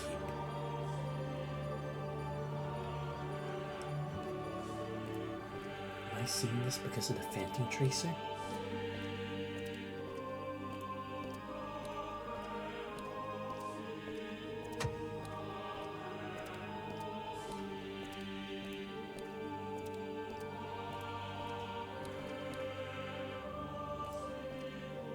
Was it an illusion? Huh.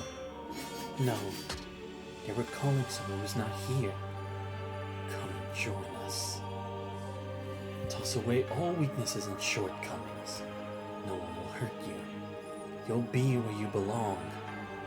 Come, join us and be one. I don't know how that person answered you, but I refuse. You refuse to become a real revelationist. Grace, then be one of us.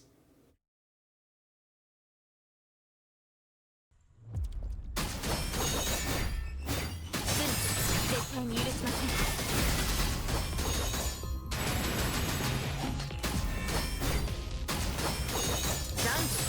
遅すぎます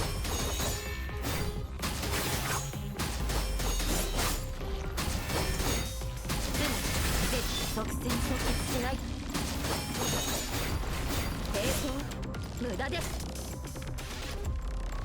What in the heck? My body, I can't move. Oh my god, what the hell is... What? Join us. What kind of enemy is this?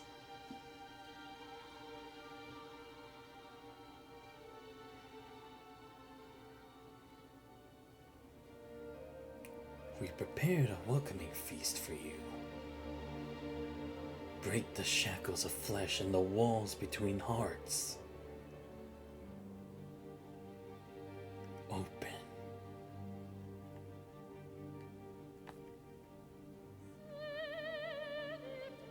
Eyes.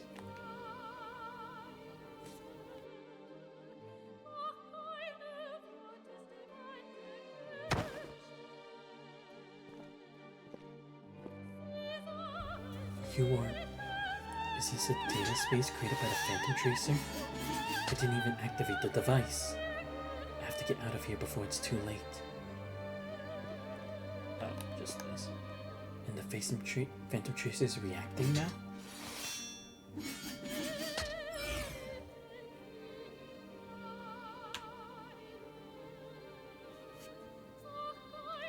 Three phantoms have appeared. Check this one first.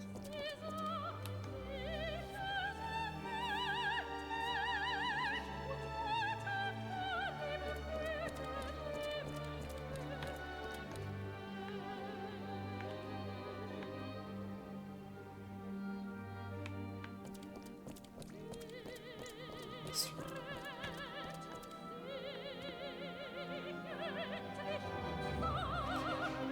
Are they talking about the same place? There's still something missing. It stopped. Seems like we started again.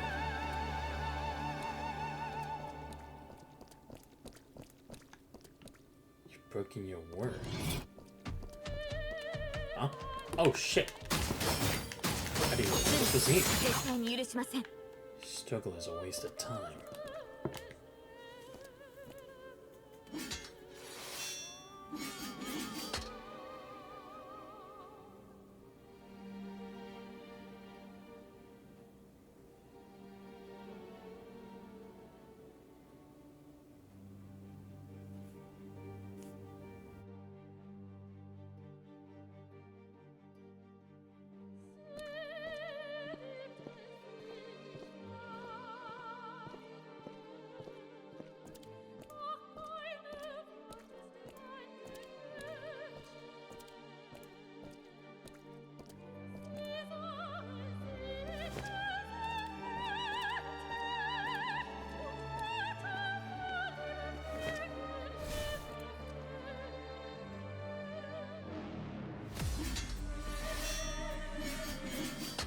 Oh look, I'm back. You think? I am so lost at this chapter. I don't understand anything. Well, at least now it's my book. Oh shit.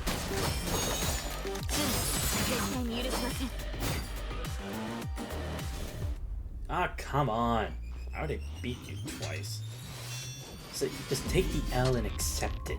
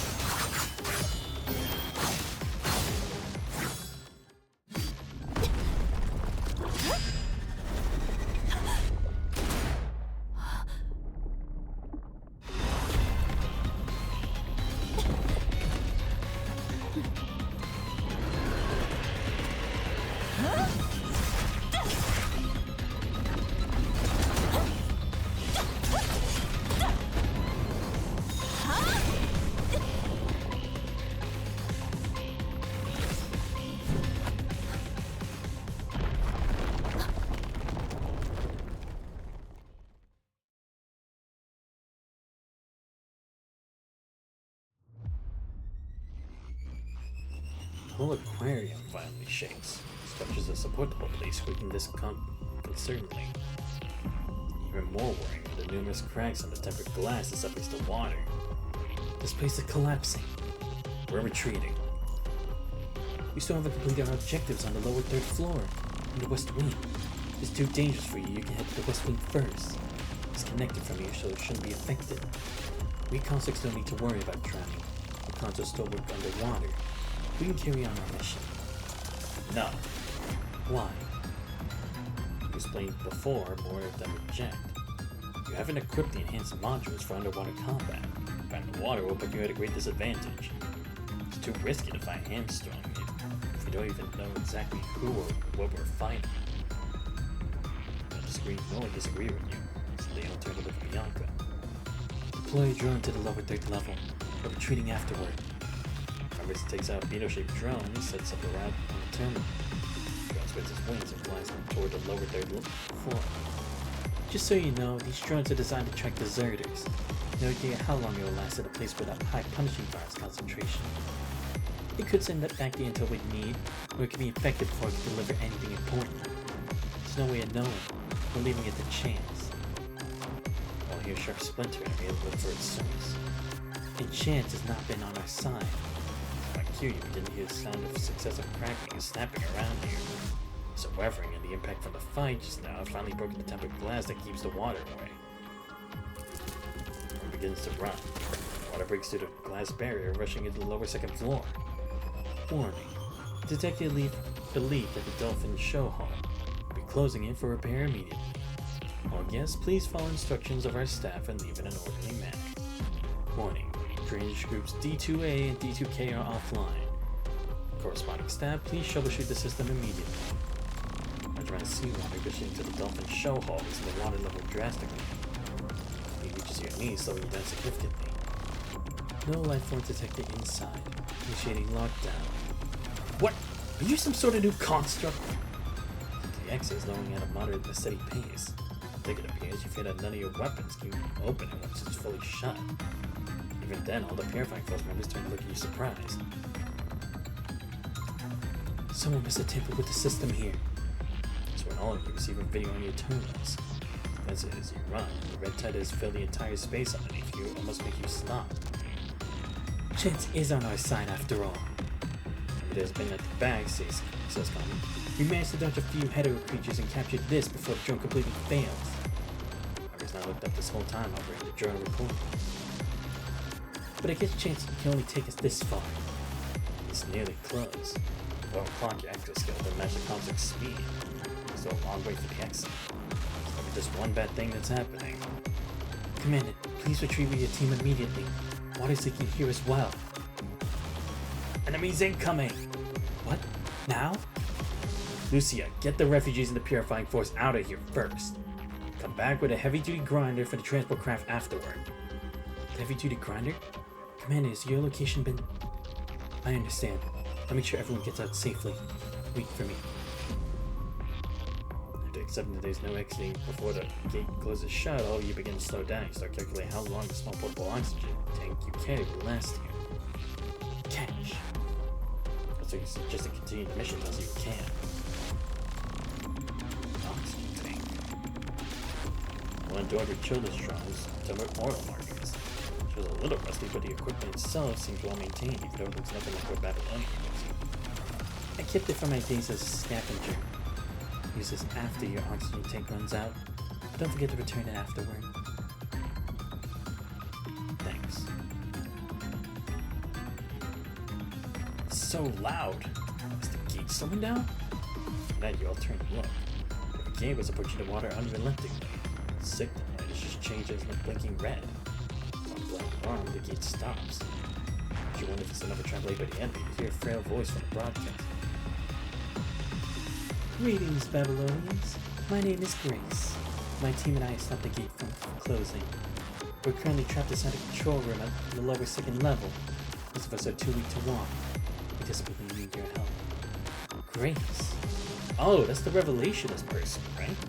Oh, Grace wanted to talk to the investigation. Bianca thought Grace must have been taken by the red tide of the Grace is alive, though. Is Chico with you? I'm sorry. She was standing between the Ascendant and us with her team. All we could do was run. Our escape route was filled with those monsters, so we've been hiding in the control room. We ran out of food these last few days. Please save us. Save the children, at least. We'll be there immediately. Please hold on. We were supposed Bianca's every decision stays failing before pulling up the map of the control room started war. I thought you would oppose it. If Vice Captain would have done the same, she wouldn't have done it out of sympathy like you, though. That woman recognized us before we presented ourselves, which means she must have seen us through the cameras. She's only speaking up now because she wants us to eliminate these monsters. I don't believe that they have children with them for a second. If we reject them, however, they would have threatened us with closing the gate. They're making a move now, probably because they realize that we have a human who can't breathe underwater with us. Ah. Don't expect too much from someone who's lured by the Ascendant. Yeah, using anything and everything you can to survive.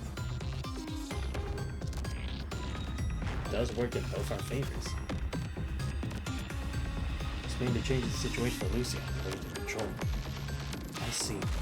Guard the exit until you've returned. Refugees here are going to take a while to retreat. They're too fragile, having been trapped for so long. To defeat a few remaining hetero creatures on the way, you reach the control room and hear Grace's voice for the broadcast. I'll let you do the talking, Commandant. Alright. The sound of loaded guns behind you. Get around and find all the purifying force members prepare for battle. Just in case. A face identical to the one you saw during the briefing appears in front of you. Compared to her photo, she looks more exhausted, her lips dry, her eyes sunken. Behind her are a few similarly alien elders, some of whom are conscious. However, where are the children you mentioned? I'm sorry, you can drop your act now. Who are we moving? Now. The purifying force members begin to carry the elder behind their backs. Right then, the aquarium begins to shake violently again. You hear muffled voices coming from the hallway outside the door. They're back. Hurry, Commander. The aquarium appears to be collapsing again. Get out of here, everyone. I'll stop the hetero creatures. You too, Commandant. Alright. Don't stay too far behind. And the last person begin draining to the water to reach your chest. Heading toward the exit. I think we say this one definitely has like just stuff going about too fast. I'm just saying personally. See, I feel like I'm barely actually doing anything. Wait, 30%? Really? Ah. So 4. Oh, okay, so maybe it's like gonna be like just 13 or 14 or something like that. Monster and the Witch.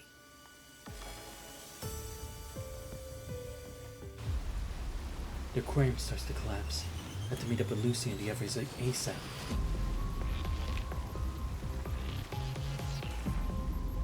Ah, great. A child was left behind? That's a trap. See, could just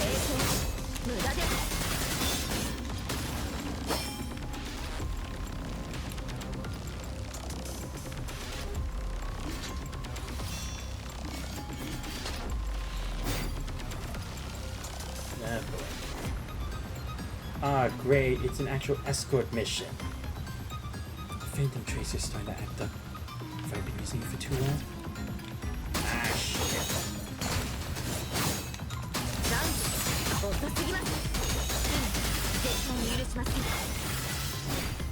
Oh, come on.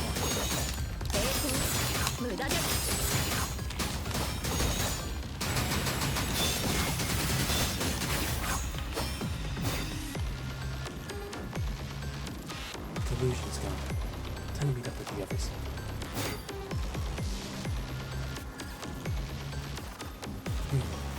The Phantom Tracer is going backward. Have to finish this fast. Wait, so, HP and attack. Hey.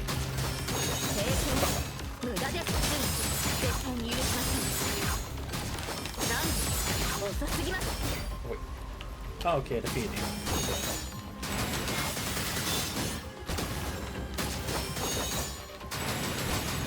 Nope.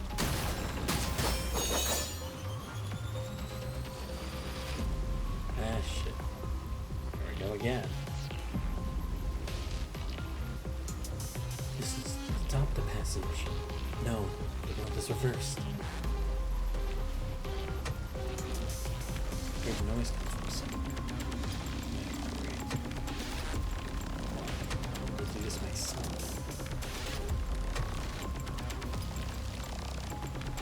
My phone. Put it back to me.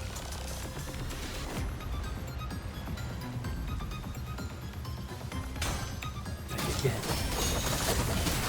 Okay, good. I don't have to worry about anything this time.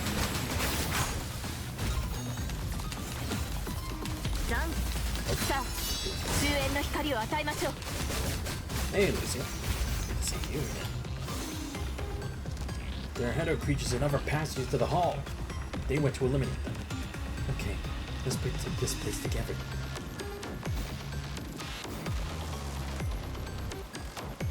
He's here again. Ah, great. Still gotta get there. What? 悪夢の終わりをここに宣告します。 What? Oh, you... Don't you 絶 even 対 dare. に許しません。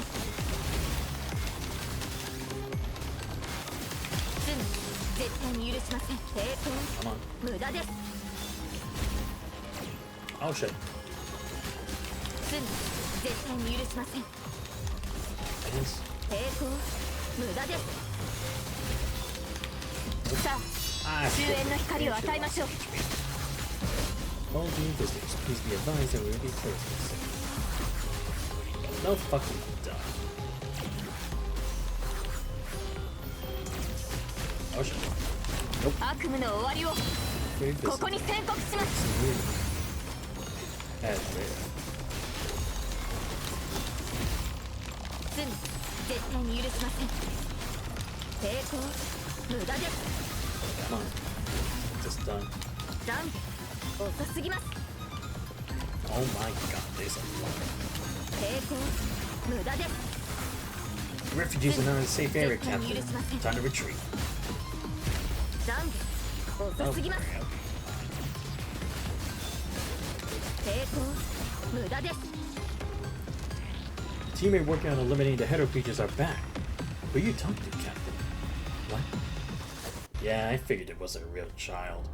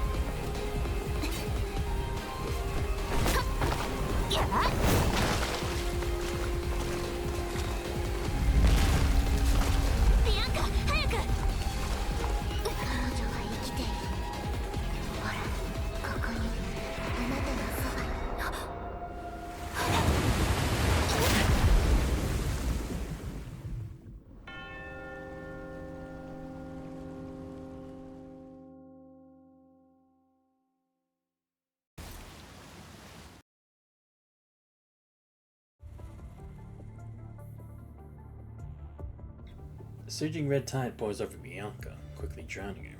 She feels every inch of her artificial skin burning, but the pain leaves just as soon as it arrives.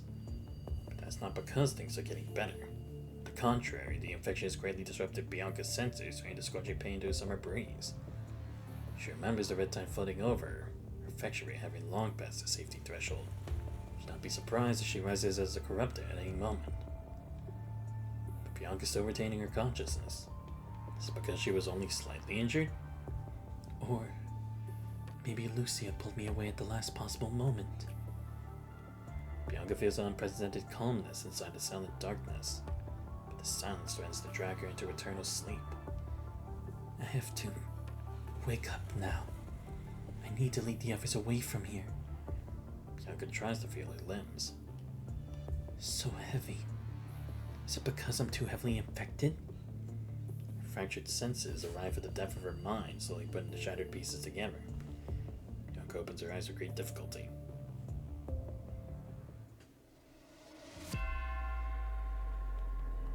Four are not the refugees and the constructs that way to rescue.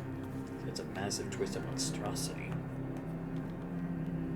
She presses against Bianca, because Bianca's cheeks with her bone-dry fingers.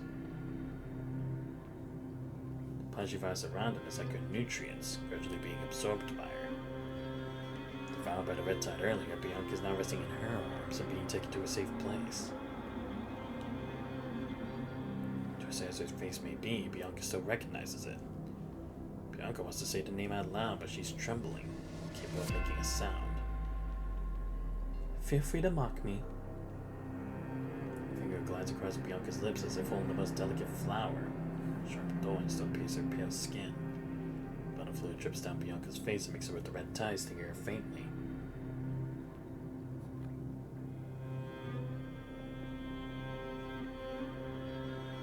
If I become a corrupted one day. A bright red smile is smeared across Bianca's face. Feel free to mock me. Feel free. Did you save me? Her good tears drop at the same time as the glass dome above that can no longer hold the weight. Chica. Seawater pours in for the shattered ceiling, drowning her and her.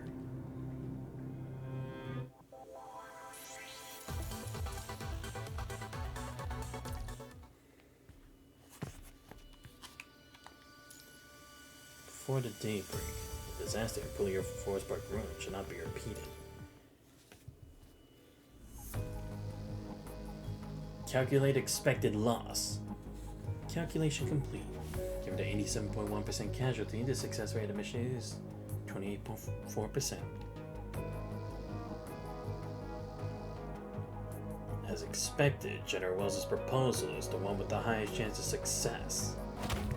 Are you kidding me? If the minimum casualty rate of the task force is 87.1%, what's even the point of the plan, General Wells? This is the best I can do, given that you're not willing to deploy all the mega weapons. If you have better suggestions, I'm all ears. You have to lower the casualty rate to at most 20%. Babylonia does not have that many soldiers to waste. Then deploy all the mega weapons. I can guarantee you that the casualty rate will be even lower than that. We've already discussed that. To prioritize securing the lunar base, we must reserve half the mega weapons before we're certain what the infection rate of the moon is. But no reconnaissance report has shown any sign of the punishing virus on the moon. For now, the reconnaissance reports also show that less than 50% of the moon has been explored. If there is a sizable concentration of the punishing virus in the remaining areas and we don't have enough mega weapons, humanity can wave goodbye to the lunar base. That is just a guess. We can't afford even a 1% chance. This is the lunar base. It's where we produce mega weapons. Are you going to gamble with humanity's future, General Wells? That parliament turned silent. One dare to answer that question recklessly. The Centrists have to phrase their words carefully. Fair. Thank you, General. You too, President. It's up to you now. Not the result we were hoping for. We couldn't sway the Centrists even when we brought in General Wells. They're having second thoughts at the very least. As long as we can get their support, the vote will likely pass no matter what Current does. Send in the next person.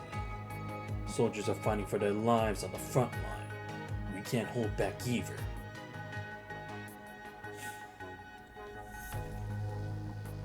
The ocean waves at the cliffside are hitting the cliffside are red. Something they make used to delight you. Now that settles you like a reflection of things to come. You reported to the Parliament about how the red tide entered the ocean, but you expected the agent was planning half an hour ago. You suspected this was only their first step. As the refugees were sent away, you were told to retreat instead of stopping the tide.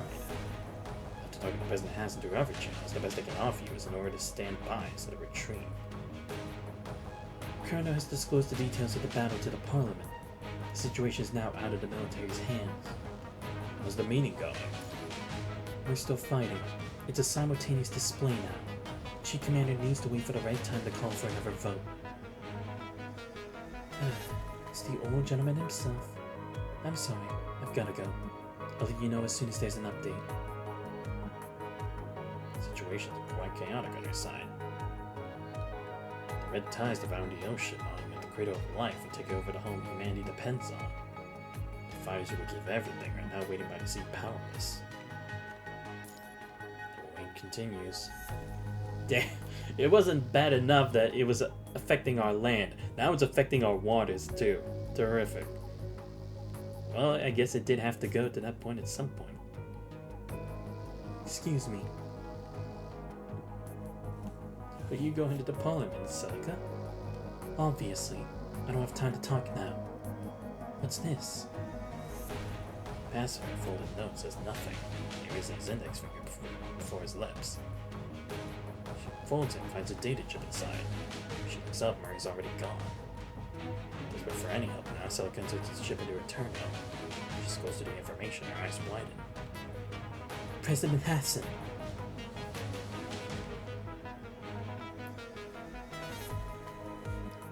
Where does the intel come from? It's classified. This life form that will be born out of red tide and devours all until nothing's left. What do you mean nothing's left exactly? Is this the time to discuss that? All you need to know is that it's extremely dangerous for the red tide to enter the ocean. The quieter voice in the parliament starts to get louder.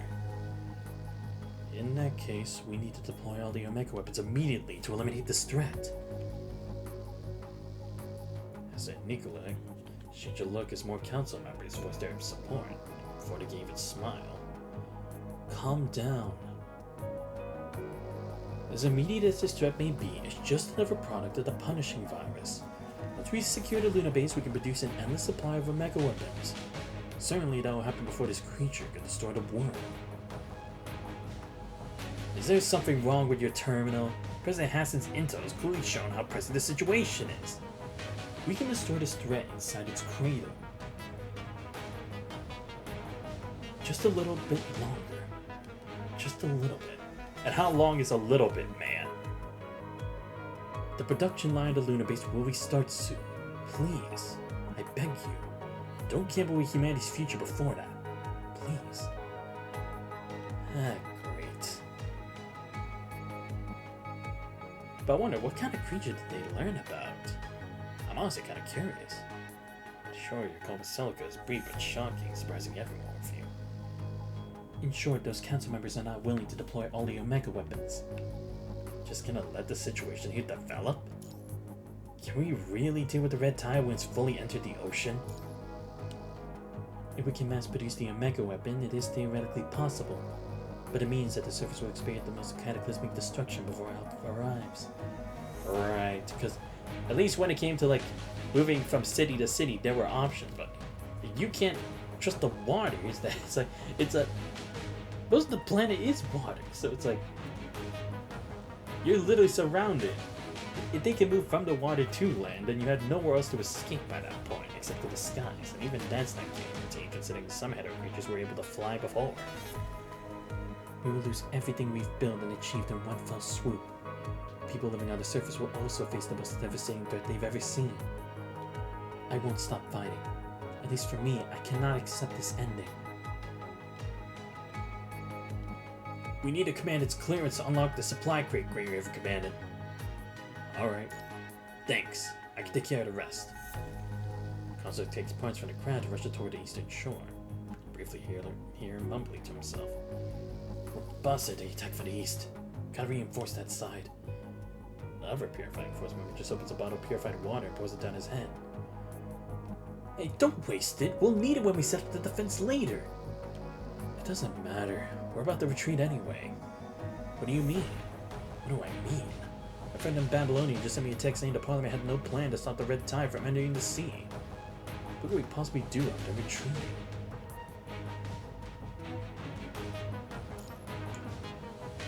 Are you even commanded? Are we really just going to leave like this? Saying it's highly possible. So many comrades lost their lives here. Ages are about to get what they want. Yet we're just gonna leave like this? Our comrades' bodies are still here. We're just gonna leave Captain Bianca alone, watch the punishing virus enter the sea and devour the entire world? Are we hide in Babylonia like cowards? Calm down. Calm down my ass. Do you want to keep fighting? Of course. What about you? If not for this bottle of water, I would already be cursing at the terminal. As you seem to have noticed the quarrel. I need to know what everybody thinks. Each and every one of you has the right to choose. If I may, I'd like to borrow your strength.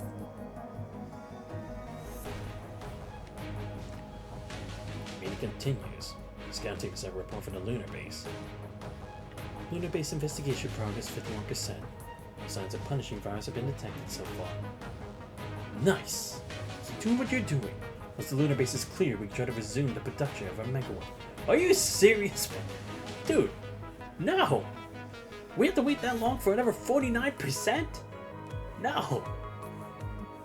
Quite a few councilmen started cheering quietly. Sounds like victory is imminent. All they have to do is keep waiting. Is that all? Do we have a loss estimate yet? The detailed loss prediction has been calculated. Estimated ground surface personnel casualty rates are: shoreline nearby area, 99%. Coastal area, 98%. Data caused a deadly silence, turning a time meeting hall into a meeting graveyard.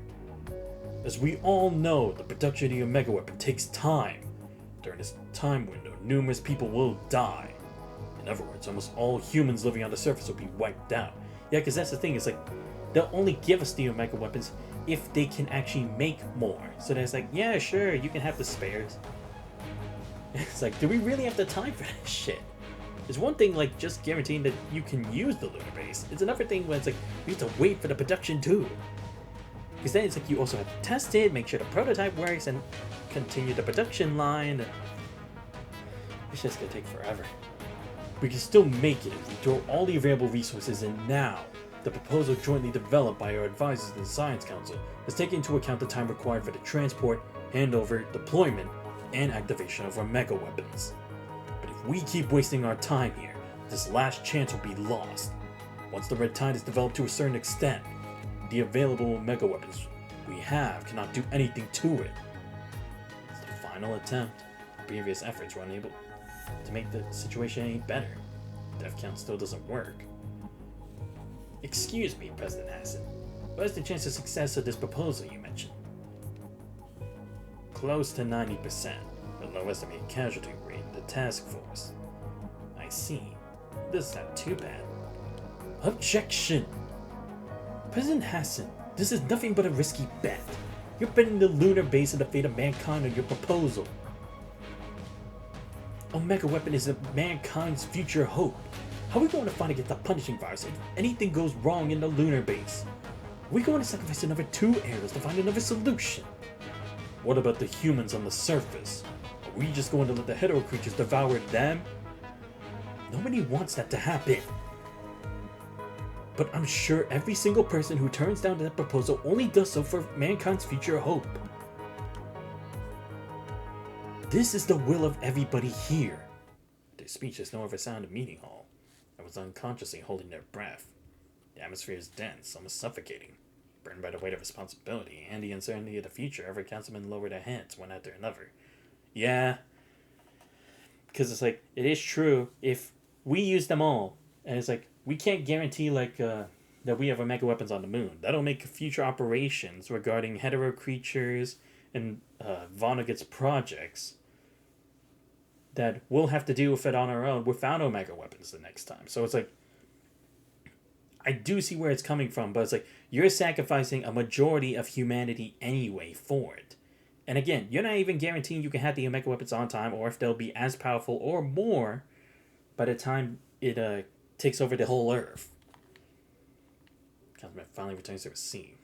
The silence turned to an unspoken approval. Projected in the center of the parliament suddenly begins to make a coarse hissing sound. What's going on?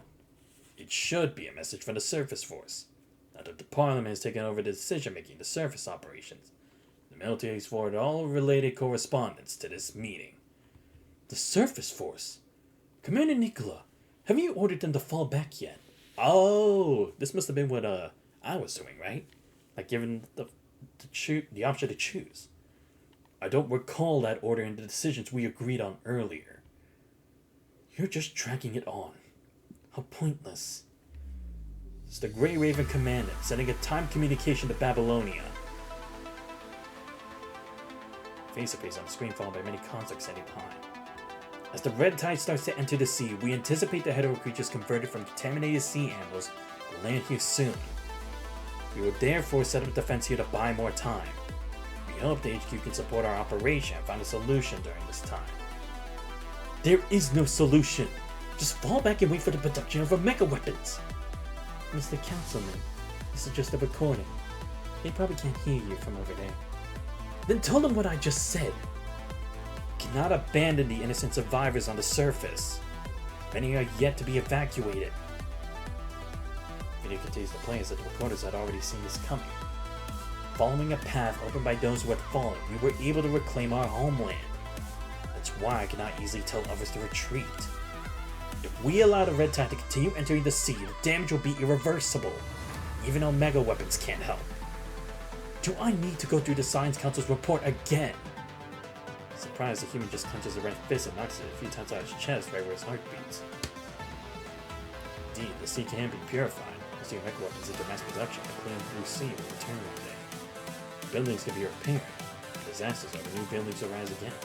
We will build one after another along the ruins. Something can never be brought back again once they're damaged. Pride of mankind, the face that people once believed in. We give up all of them for a false dawn. And can mankind possibly remember years later under the shelter of new buildings? HQ, it's okay there are no reinforcements. We just need ammunition and energy. With the equipment and manpower available, we can hold the tide for approximately 5 days. Hey, you there, help me ask the Chief Commander. They want us to run away like cowards and abandon everyone else? Fuck! Hey, calm down, no vulgarities. We agreed on this. Just let me finish. One cops seems to be pulled away by another. Still, everyone else on the screen does not seem to be distracted. Still standing tall and firm like an indestructible wall. We're not forcing Babylonia to make a decision. It's just a declaration. Whatever the final decision is, someone needs to be sacrificed here for the sake of something more important. For the victory of mankind. To reclaim the Earth, we've made this choice. This declaration has been jointly signed by all Task Force and Purifying Force members here. Santos, the Grey Raven Commandant. To finish the speech, the Commandant moves aside. Another contact with red and black colors on her frame steps up to face the camera. Captain of Grey Raven Lucia. Callback contact with a poker face. Purifying Force Arthur. Task Force Rick. Purifying Force.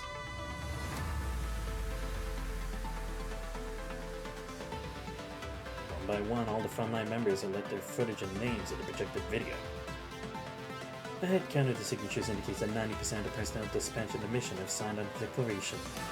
The remaining 10% are all confirmed to be killed in action, apart from the missing Captain Bianco of the Purifying Force. Along with silence, albeit completely different from the previous one, it's called the Parliament. The silence completely torn apart by the next footage. This is an emergency communication for the Lunar Base Scout Team. What's the percentage? Just give it to me. You keep going. Emergency communication for the Lunar Base Scout Team. We investigated 90.5% of the Lunar Base. Range section will be complete in the next few hours. As we were aware of the related information, I was shocked. This speed is incredible. Way faster than the previous estimate. No matter how hard they work, such efficiency should not even be attainable. So the councilman has realized something. And he stands up and shouts. Hold on! Why aren't you driving an engineering machine? And you're not even a construct! Go back to the safe area now! Well, those big things are just too slow. We have to waste time preparing the road for them. We discussed in our team and all of us felt it would be faster just going in by ourselves. Are you out of your mind? The Lunar Base is a total mess. If you don't run the punishing virus, you could have easily been killed by a gas leak or gravity distortion without an engineering machine. Well, frontline forces are risking their lives. You can't just sit back and stay safe. No chance for the councilman to interfere. He just smiles at the camera and salutes in a low gravity environment. I see. Ours was motivation. So the councilman is looking at Chief Wales in the back row. This is our decision, made from our own free will. Who told them the information? Nobody answers him. The communication from the scout team has also been cut off. Councilman can only collapse back to his seat, gazing blankly at the front. This was also thought. The projected video disappears. Chief Wales uses his pocket guns and bats her open shoulder. Sharp silver hawk is pieced into his palm. If all weapons are lost, we can make more. If our base is gone, we can build another one.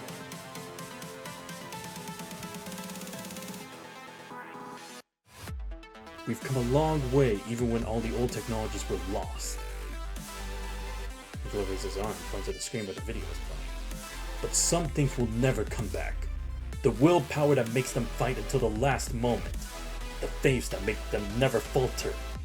Once the pride of mankind shatters, it can never be reclaimed. As the Chief Commander, I hereby propose a revote of the previous decision. Damn, look at Nicola finally standing up for something good for once. Haven't changed. How about you? Sister or witch? Which one is the real you? The collapsed aquarium sinks to the bottom of the sea along with the bodies of those who had fallen. Is it wrong for her to choose to save lives first? She could be more decisive, but she'll be better off.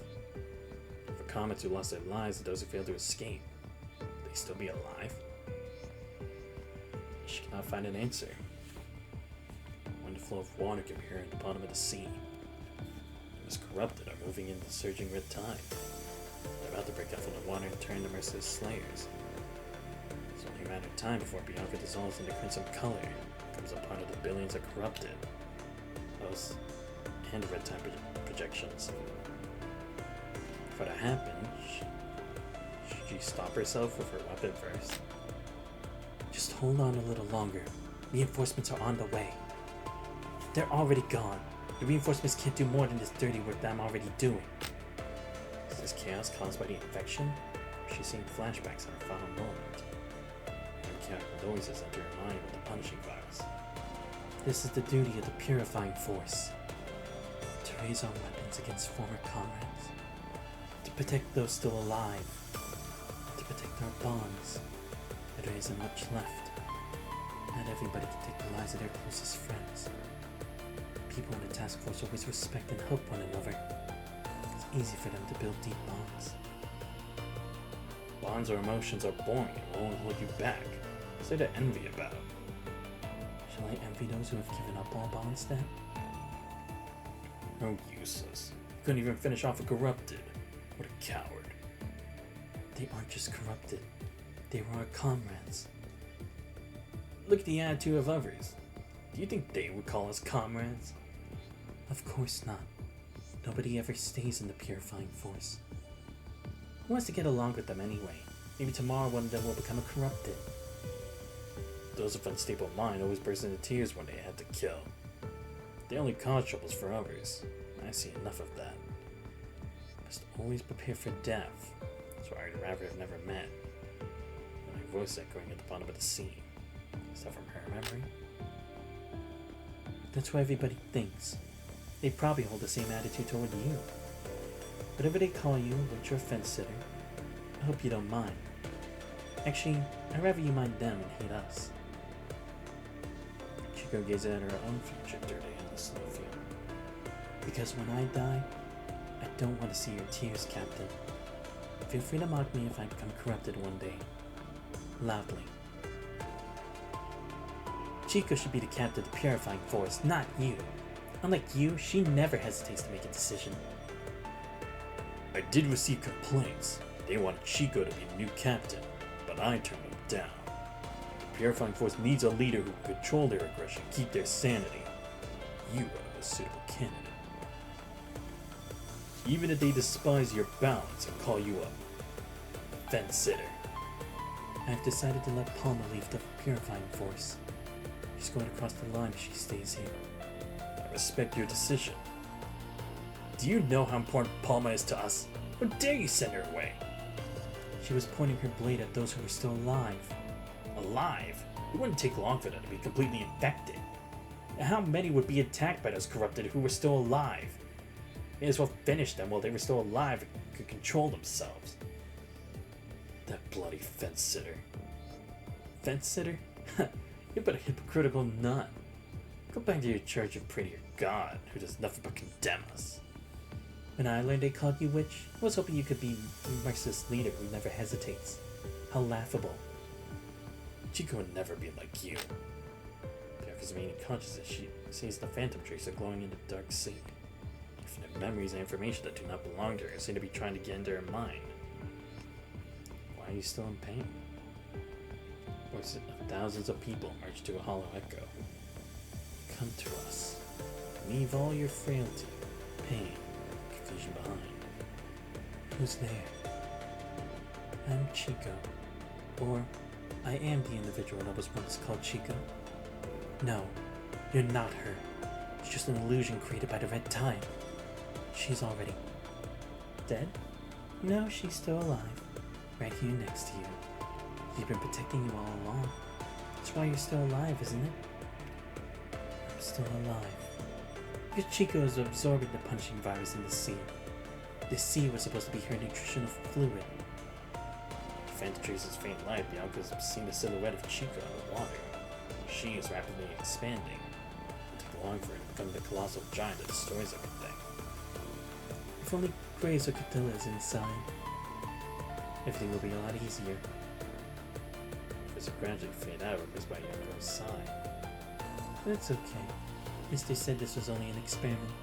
He'd see more potential and deplete mankind's reserve. Ah, Cinderella. Why would you do this? She wouldn't be afraid of becoming a monster. I could take her to the future. Right. Earth the Task Force call me that. One will turn to a real monster as long as they keep staying in the purifying force. So what? Monster and witch. A good match, aren't they? Am I really a witch? Is it because they call you a fence sitter? I was gonna say you didn't look like someone who would care about such words. Still, I understand your concern.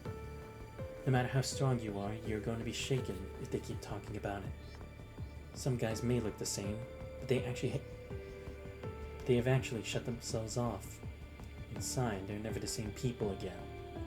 What matters most is what you think. What is the purpose of your mercy? To protect those who are still alive. Solve problems. Why did you kill the father? To protect those who are still alive. Solve problems. What is the purpose of your ruthlessness? To solve more problems. Are the problems solved then? Maybe. Are they solved? They are, but only partially. Do you like this? Killing your comrades? No.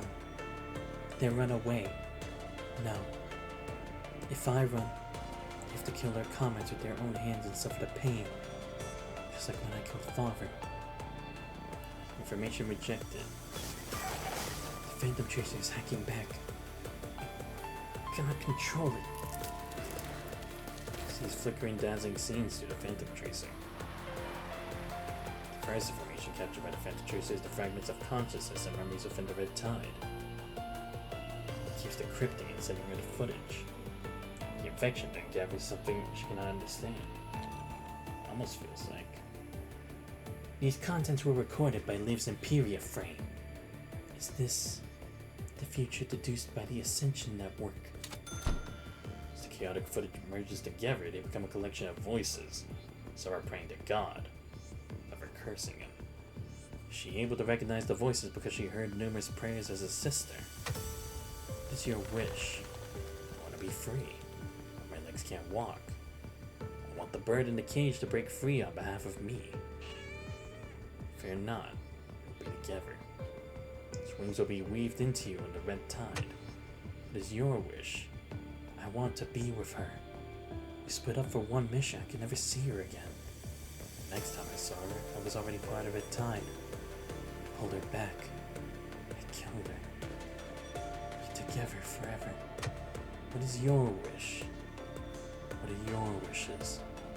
We want to live on. We don't want to be abandoned. But our bodies are damaged. Or only monsters can survive in this world. The monsters we shall be. Until. Tell me what you want. I want to save everybody. Oh, this is the dose, my bad. Okay, I guess I haven't read it yet. I thought it was the Ever Person. From chapter 30. I guess not. When was that? felt like a long, long time ago. Why am I still here? They're already... Tell me what you want. Correct my mistakes. How many times have I been through this? I've lost count. Why do I have to do this? Tell me what you want. I don't need anything else. If there is something else I can ask from you, could you please try not to find new ascendants? The fewer people trapped by the Ascension Network, the better. I don't want anyone to end up like me. Thank you. Snowstorm is howling. Why did you come here? To save people. There's no way our squad would survive. Going out of your way to come here will only put yourself in danger. But you survived. What about the others? I stopped them. They'd all turned into corrupted. I heard about your habit of protecting those around you. Never expected you to cross the snowfield alone, though. There are too many corrupted around. Your action's not smart at all. I know, but I also know the snowfield very well. It used to be my hometown. Now that we're trapped here, let's talk. I've been the purifying force for a long time. I never really knew you well. Alright. Do you like snow? Yeah. Do you think your hometown is a nice warm place? Glory be to the Father, and to the Son, and to the Holy Ghost, as it was in the beginning, is now, and ever shall be, world without end. Bianca, my child. I was adopted by a kind father in a church. It was just over there, not far away. What happened to him?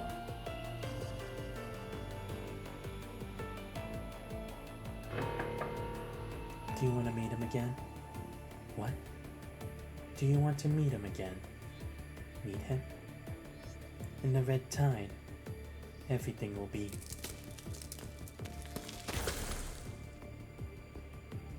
The Fantatrice and you are the only hope for the future. Future? The future in the red tide. The real future. Why is she seeing this? This is the nameplate of the Grey River Commandant. Snow has melted. Commandant, pair of flowers are blooming on the surface. Is this the future? He never built a structure that no one can avoid.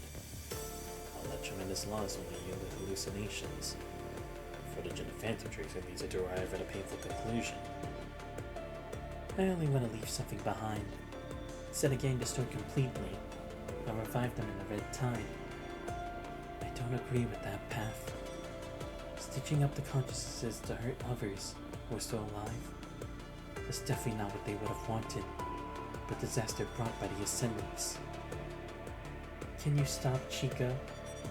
She's still alive. The people in the red tide are still alive. Just like everyone else you know and cherish. You're living happily right here in a world weaved by the red tide. In the memories left by your team members. You were a kind person who was willing to take risks to save anyone who had a chance to live. Yet, you're going to cruelly wipe out those consciousnesses that are still alive. They are hardly alive. Your people always do this. As long as you tell yourself that they are already dead, you can stop them without hard feelings. I'm looking for you. Bianca. I'm looking for you. Chico, help me. My friend, the only one who understands me, the only one who knows my weaknesses. Together we will destroy this despairing world. Restore this devastated world. It's like the words of broken thoughts are growing in the red tide. Which is the real Chico. They all are. Even the strongest person may have a weak side. There are times when they want to cry, to give up, or to ask for help. What about you, sister or witch? Which one's the real you? regrets, happiness, things you want to protect, balance, fence-sitter, kindness, frailty, perseverance, resolution, which. And those fragments and characteristics are joined together to me. They all are. The things we want and the things we hate are often just the same. We're full of contradictions, greedy, and easily get bored. Why? Because we aren't perfect. Nobody's perfect. Nothing is perfect. We will never be perfect. But when we all come together, perfect we can be. But why must we be perfect anyway? They are all part of me. I don't want to lose them to the red tide to stitch and weave. I've always been looking up to you, Bianca. You still have the courage to approach others, even when you know one day you have to say farewell to them. It takes courage to let go. Are you also envying me? Yeah. The task force is always framed by apathy, yet they always respect you. In contrast, the purifying force thinks my ways of thinking is a fatal flaw, but they always respect you. Nobody can be perfect. Light and shadow have nothing alike, but they always come together. We don't need to be perfect. It takes great strength to walk in the darkness. Being a fence-sitter isn't too bad either. It means you have what it takes to become either a nun or a witch. Good and bad, sister and witch, light and shadow. They all come in pairs. If this is an imperfection, I think mankind should stay this way. To me, it is the most beautiful sight. You made up your mind? Not to stay in the red tide with those still alive? Right. Even if it means to stop those asking you for help. Yes. Alright, Miss Switch. Before I lose control and hurt you and the others, please.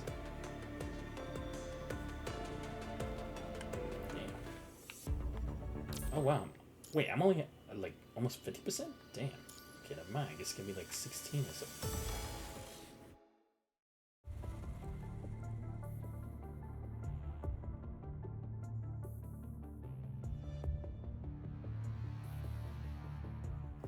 As night falls, the shallow sea engulfed in a thin mist begins to darken. Visibility is gradually diminishing. An intangible fear begins to surge in every corner. Purifying Force Soldier walks out of the fog. His holy hands toward a water full of red and dark colors and cluelessly reaches out his hand as if he's trying to touch the peaceful sea surface. Crimson tentacles suddenly rise from the water gradually surrounding him. Several bright red spots also float to the fog-covered sea surface, catching the Conscript soldiers off guard.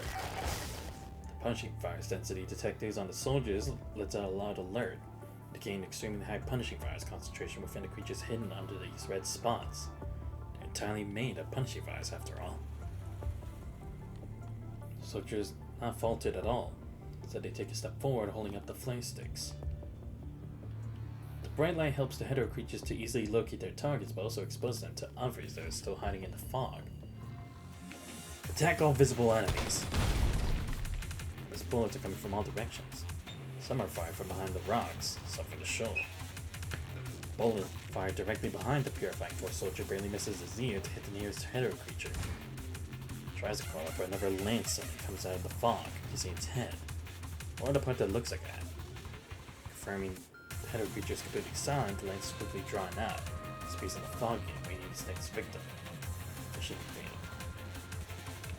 The sound of Purifying Force fights. A gigantic hetero creature slowly crawls up from the sea, making a low, terrifying sound. It seems to have absorbed an enormous amount of red tide to grow this big. It uses a tide-like arm to crush all the hetero creatures in its way, and then raise the arm again to aim at the Purifying Force soldiers holding torches.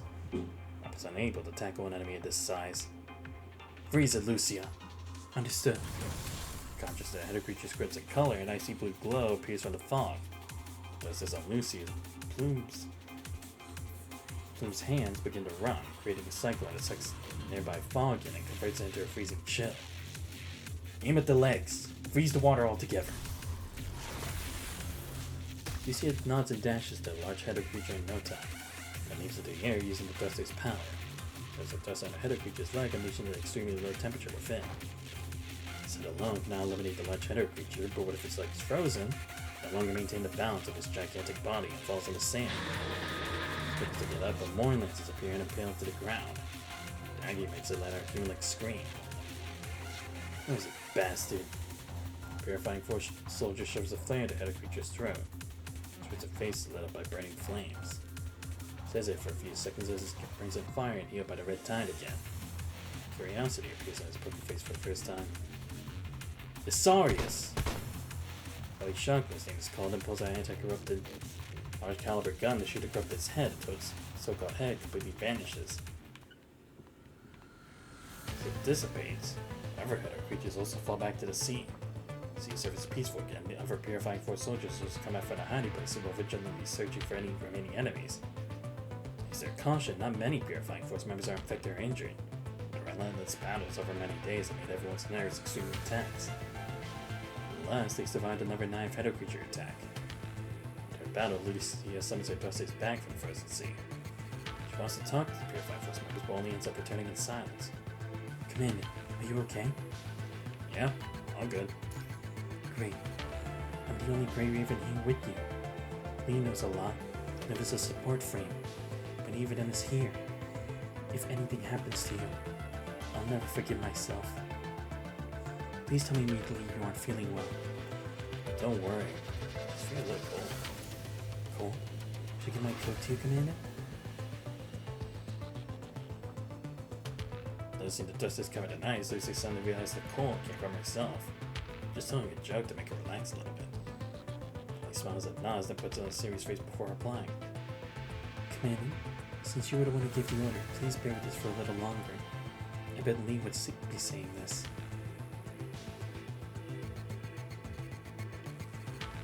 Deserved a cold. The operation wasn't designed by me. I knew it. This plan is quite risky and feels nothing like what Commander would choose. The reticent Purifying Force member almost died in the Dark Sea. Doesn't seem to be impacted at all. He's quietly organizing his gear.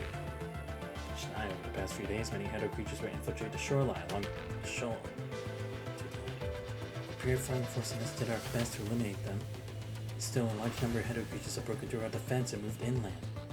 If they ever find occupied shelters or conservation areas, many innocent people will die. Instead of fighting alongside a Purifying Force, they've been fighting individually most of the time. Members of the Purifying Force are never good at coordinating operations, let alone large-scale defense battle. Babylonia has already agreed to deploy megaweapons to contain and eliminate the red tide at the entrance to the sea. Getting such a large quantity of megaweapons and troops together need at least several more days. My name is Isarius. Tonight I'll be the bait. She's also coming out. Purifying Force member came to Grey Raven's camp earlier this morning during his break. These words then returned to his position without saying anything else. It was quite rude by normal standards, but after spending a few days together, this could be considered his, the Purifying Force's, most genuine and sincere attempt at communication ever since Bianca left. There were some up and downs, but at least the result was good. Isarius knows you're looking at him. Just nods in return. It's the simplest bait strategy, but worked wonders.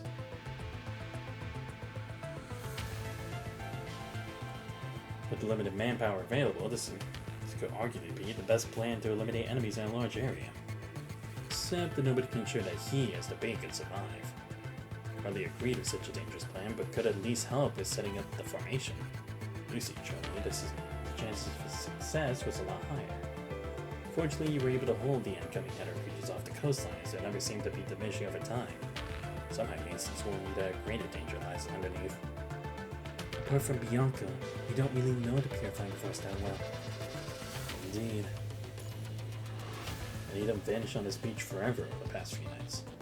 Didn't even know their names, but none showed any fear or hesitation. Perhaps they had already forgotten the feeling of fear during the countless purging missions. I didn't expect the battlefield with Lucia, but suddenly feel a gust from the sea that brings a putrid rotten smell. Far away, sorry son gets on his feet, gazing in the distance. Over there! Calls out with a controlled voice as the ground begins to tremble. An enormous pale figure rises from the center of the sea, sending crimson tides rushing toward its shore. Crystals from behind desert punching wires protrude from the water after the tide sweep past. Lead the coastline! Lucy immediately rushes out after hearing the alert, activating Plume's quick frost power to freeze the large area of the sea and buying time for the purifying force to fall back. Everyone's moved higher ground and finally had the time to observe what exactly the giant shadow is. It looks like a human. Could it be a hetero creature? But the size is way too...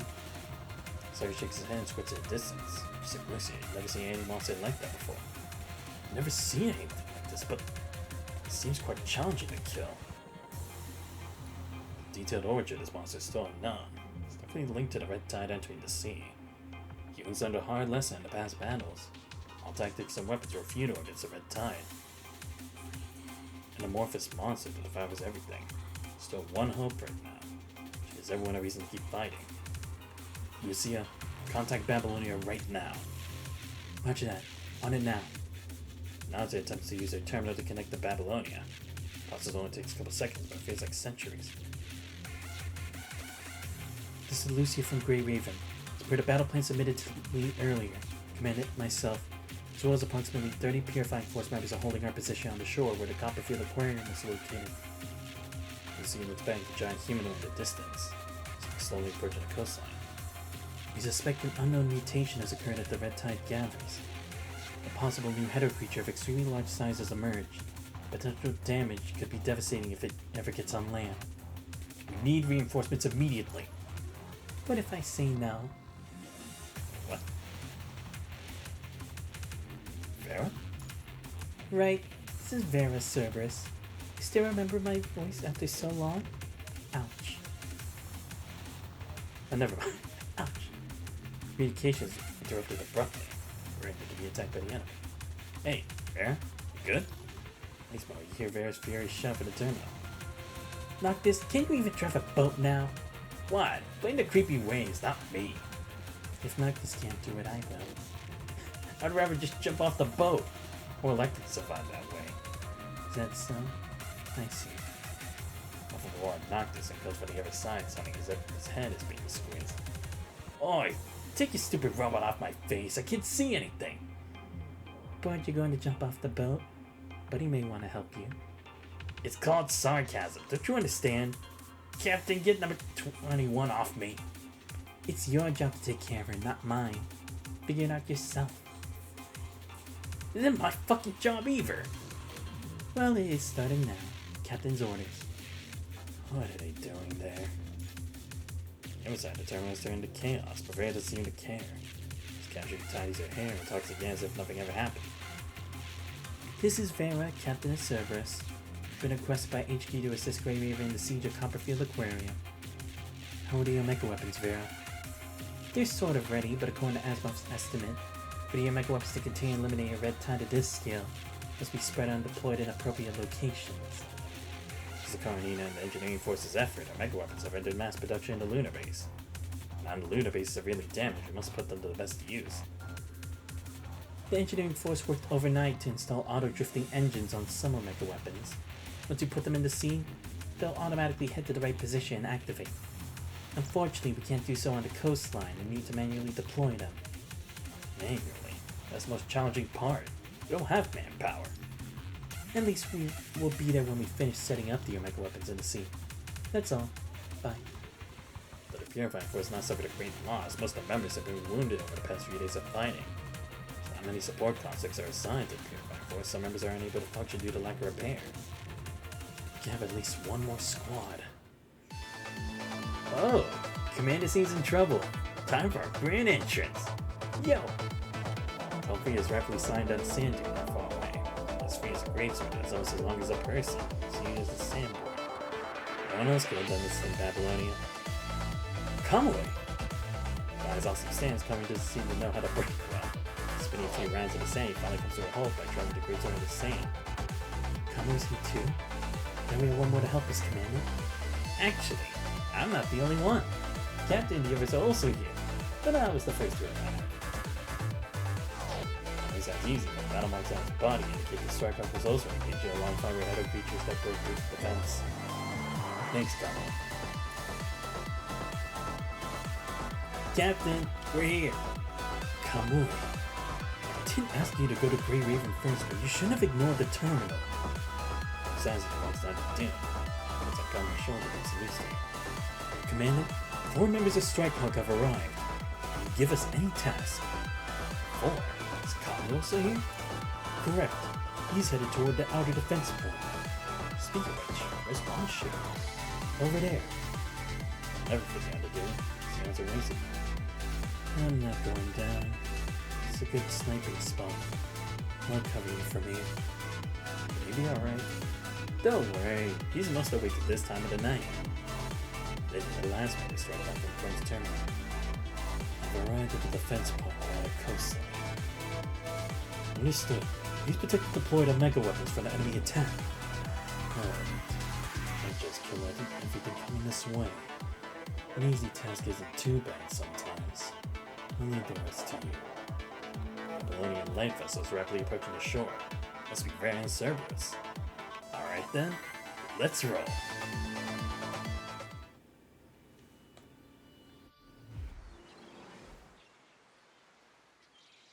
Commandant, this is Chrome. I'm preparing to set up an area of defense using Omega weapons. But we need to stop the attack from the Hetero creatures first, before they cause any trouble. They could land any minute. Let's get prepared. Considering the number of enemies, I think we should get auxiliary defense weapons ready. I have several simple defense towers here. You decide where to place them, Strike Hawk Captain. Then place them on the east coast to kill the Hetero creatures landing from there.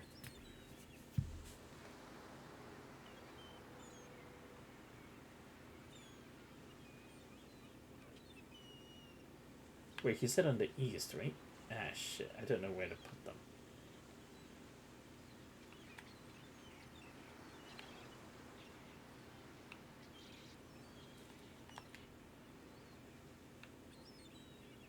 I'll go and have a look if there are any Hetero creatures landing.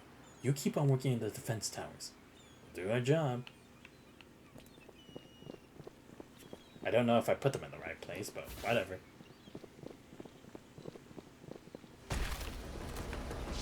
Oh my god. Nope. Oh shit.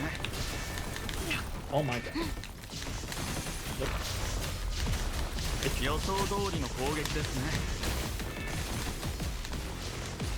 Come on.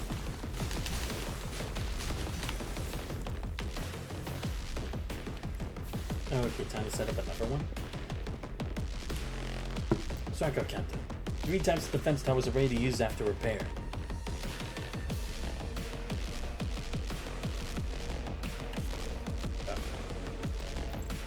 Spear control. Okay.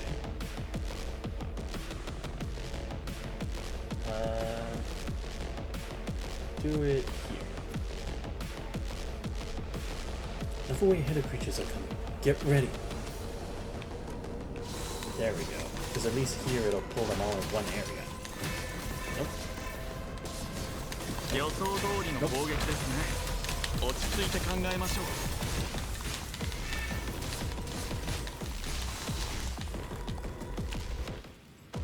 Alright. Not too bad. Use Omega weapons to form an area of defense. This way we should be able to hold off the Hetero creatures for a while. To make the enemy float. Put it here.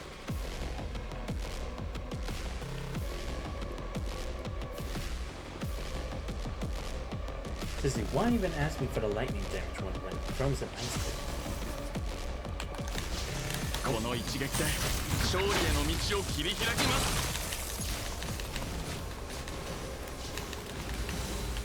Finally made it. Killing enemies is better activity for me than sailing.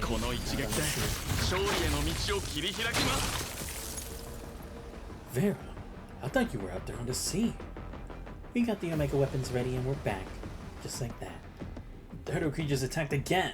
The energy towers we placed were all destroyed. Time to work again. Let's kill them all. Hey, you said it. Time to fight his bear. Shit. Nope, not this time.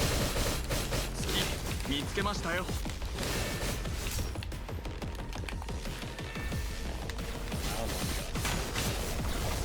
my god.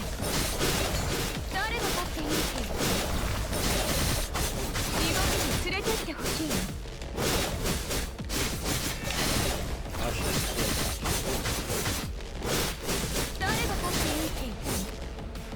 何の心配もない完璧な勝利を収めて指揮官。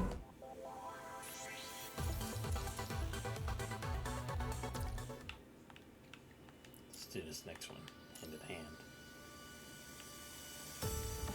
Wait, do I actually have the actual team? Coincidentally, Lee and Liv bump into each other in front of Babylonia HQ. He raised the dog to his hand. Liv, you ready to submit the application too? Slightly surprised. He takes on an application exactly the same as Lee's. I think it'll be more convincing if both of us do it together. Let's try. Any extra help will be good. For the past few days, I've been closely watching the battles on the surface. While the information set back by the commander Lucia, the header feature attacks weren't as fierce as they expected, and can still be held off. However, the more manageable the situation is, the more likely a great catastrophe is approaching. Having experienced to survive countless battles, both Liv and Lee to acknowledge this ominous presentiment. See, that's why I also love too, because it's like they're actually getting used to these situations. Like they know it's just a calm before the storm, or not to take the enemy too lightly, or that there could be reinforcements at times. Which is what I can also appreciate from the development of them as a team. Jarek was the doorbell of the HQ and walked forward, only to find another guest already inside. Carmine is standing boldly in front of Nico's office, hand over waist. Your mech weapons have all been assembled and modified. The engineering force can join the fight too. Nobody knows the mech weapons better than us. Such a large quantity of mech weapons is required, like the commander said. To monitor the process significantly increase the chance of success. Bianca was lost for so long. We can't rescue her if the red tide isn't clear up. Commander, let us go. Nico lets outside. The application has given multiple levels of authority to be directly delivered to him instead of the Silica. I tried to stop them, but it didn't work. I really tried. No. How many times do I have to say this? Remain on standby until the HQ has finalized the strategy. Besides, what can the two of you possibly do? I think it's something pretty fun, Carney just barely stands still. Count us both in then. We'd also like to go to the surface to help with this operation. I kept the two of you out of this battle to protect you. We can't let the users of new specialized frames take such a risk. You need to understand your importance. This decision was also based on the opinion of the Grey River Commander. He wants this, and Berlin speaks first. But Commander is also a vital part of the new specialized frames. We would have died long ago without that person. No, the ending might be even worse than death. Rev understands more than anyone else that the new specialized frames might bring upon them. It was a risky bet where a simple misstep could lead to their downfall. With the wheel of fate to spin once again, she could have lost everything. Maybe one day, not only you and I, but other conscripts will also be able to use the new specialized frames. I'm sure the commander will become the most important source of power. He looks at Liv's eyes and nods, and understands what she's trying to say. Liv might not be able to successfully change into specialized frames, and failure often leads to death. Commander had the better feature of mankind in that case. How can we talk about the future if we lose the present? Celica. Yes, Commander? Get me Scarab. It's like a Google and supplement mission that we take on. No idea why Nicholas Element is a Scarab Squad. But the only Scarab Squad member in Babylonia is Yata. She's currently on standby with Holly Joe, the temporary commander. That'll do. Remember, she has shuttle piloting experience. And she's a good fighter too. Holly Joe is experienced in ground surface battles. Put him in as well. Send another order to Cerberus, but their commander Murray isn't fit for surface operations. Let them use the remote connection. Murray. You almost forgotten, so Murray's already commanded. I realize Murray's becoming a crucial part of Babylonia. Commander, you just agree with the operation? Bill wants to be sarcastic. It's not about whether I agree or not. The HQ's original plan has already considered utilizing all available resources.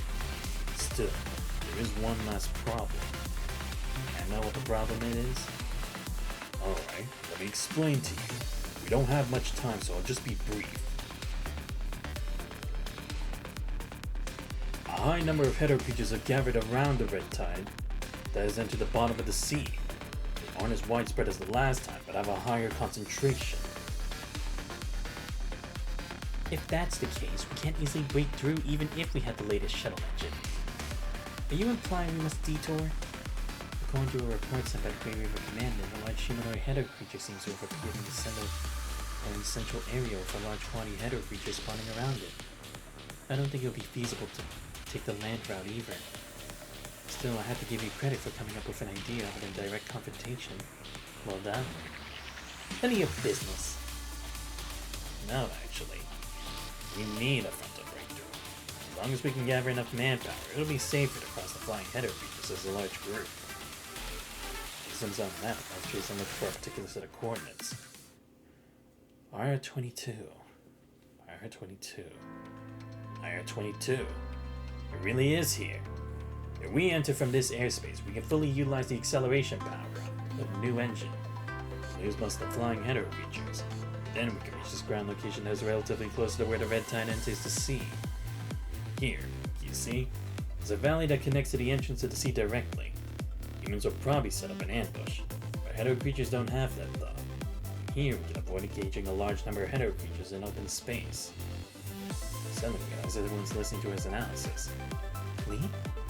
Keep going. Don't worry. If, it's just an assumption. You split two groups after passing the flying header creatures. The first group should deliver their Omega weapons to their destination as soon as possible. The second group will go to the surface to seek all available forces that can help. Are you saying that Babylonia alone cannot stop this disaster? Correct. We need to use everything available. He doesn't know why he's feeling that way, but he is quite certain that the situation is about to change drastically. Perhaps in just a few hours. The HQ also plans to send forces in a large group to break through the enemies. That's why you're all involved. But we'll also take Lee's plan and the coordinates he mentioned into consideration. Now the question is whether we can find enough breakthrough forces. We better have real combat experience. We're really short on hands now. Lizette is in the engineering force at the moment. She also wants to be part of this operation. Counter her. Good. Now the engineering force also has a standard squad. We need at least one more squad of constructs. Dark Ares is still in maintenance. That squad has a lot of unstable factors, but I have no time to worry about Hassan. He'll take care of the Parliament. We've faced numerous sudden disasters, but this time we've done everything we can. I want a perfect mission. Save everyone you can save and stop any disaster you can stop.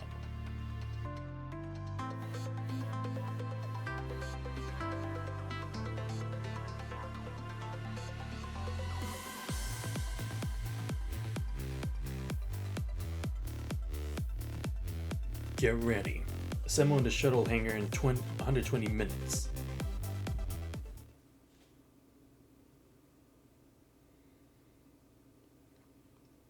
First wave of header creature attack from the red tide has been neutralized. Mag weapons are also deployed, however. The number of header creatures keeps rising.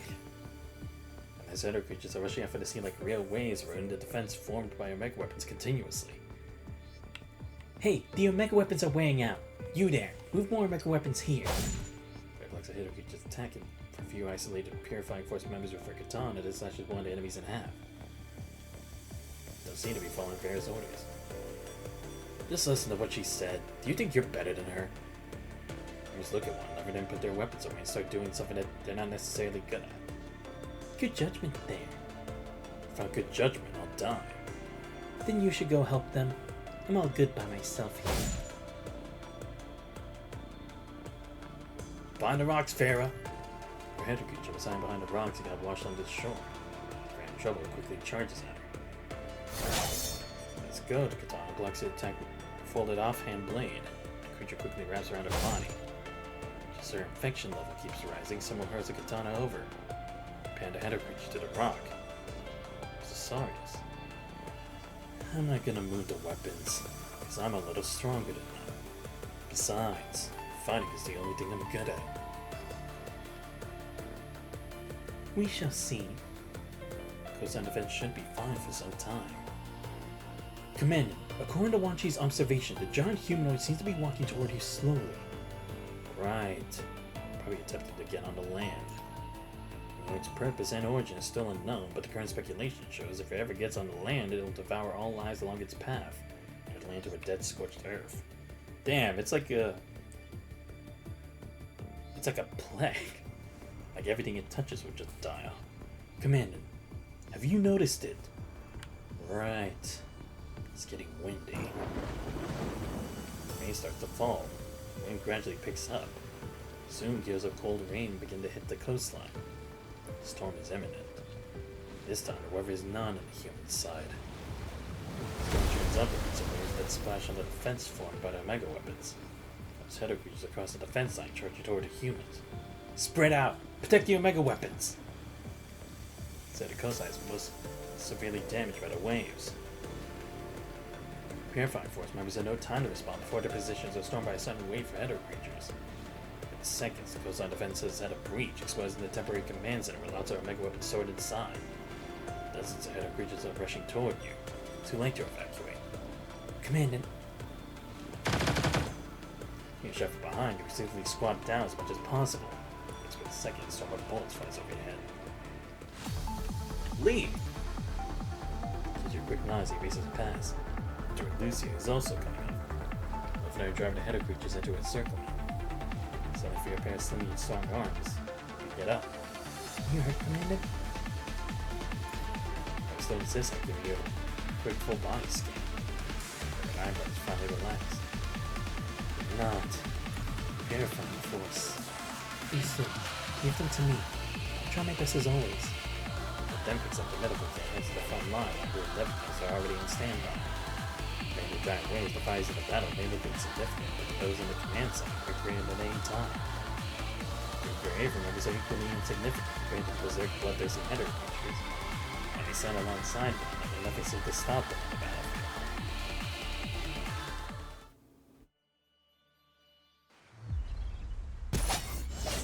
Lee, like usual, I attack and you cover me. Understood. Whoever support us from behind. Lead us to me. It's been a long time since we fought together last time. Yeah, though it's not something worth celebrating. It's nice to fight with you and the Commander. You two still remember the collaboration tactics, right? Let's go.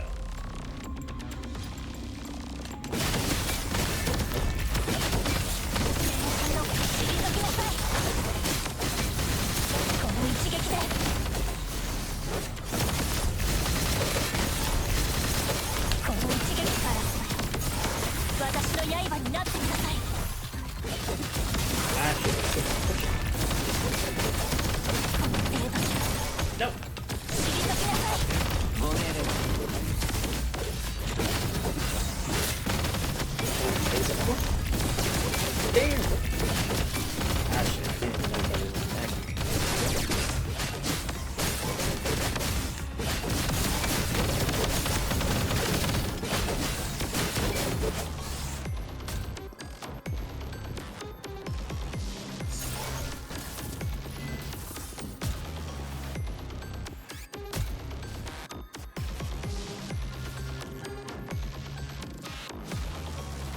Not bad.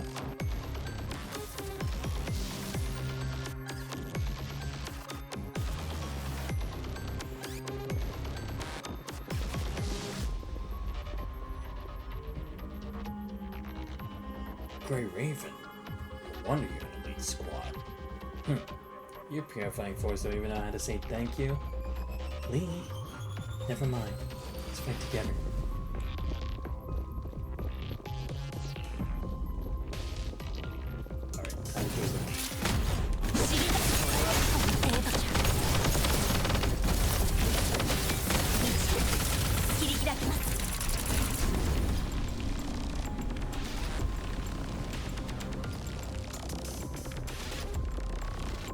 Oh, am I supposed to go this way?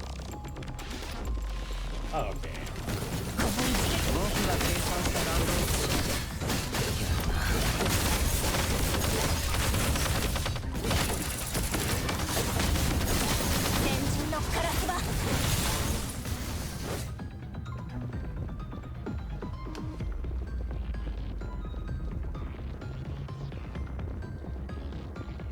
I'll try the next tactic after.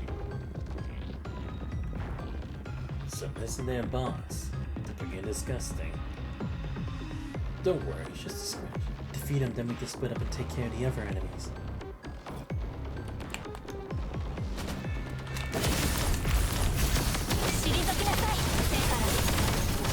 私の刃になってください。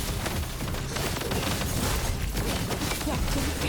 星ボスはあなたたち。PAA と導きます。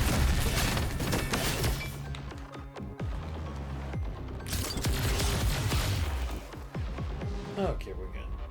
Nice. Cover me, Lee. Already on. Use the shoot with one hand while loading a high explosive magazine in the other. Fires high temperature flames that can evaporate the seawater toward the area with dense hetero creatures.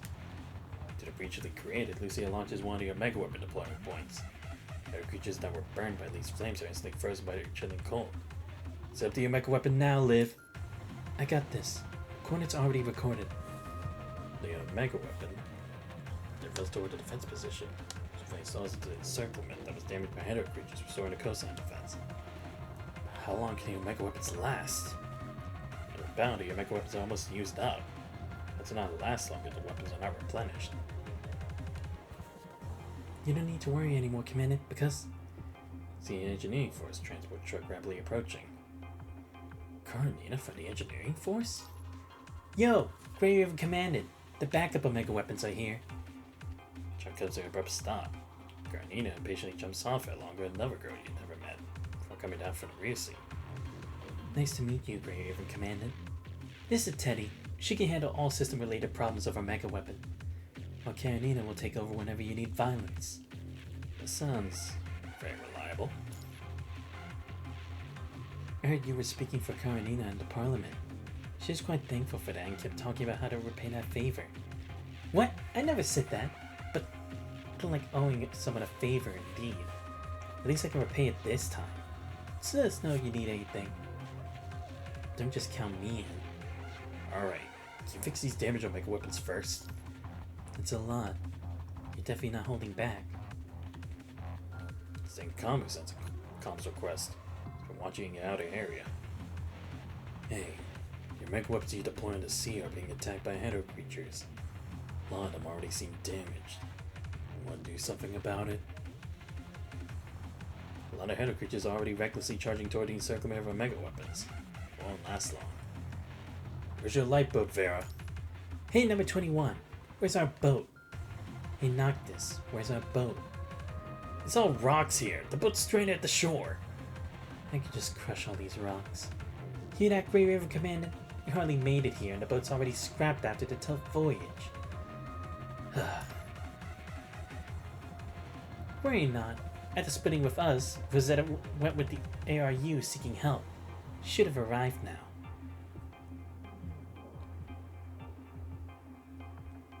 Thank you. I actually thought that as a forest guard, giving all those berries in the past, that would be rejected. Did you learn this politeness from the guys of Babylonia? Right.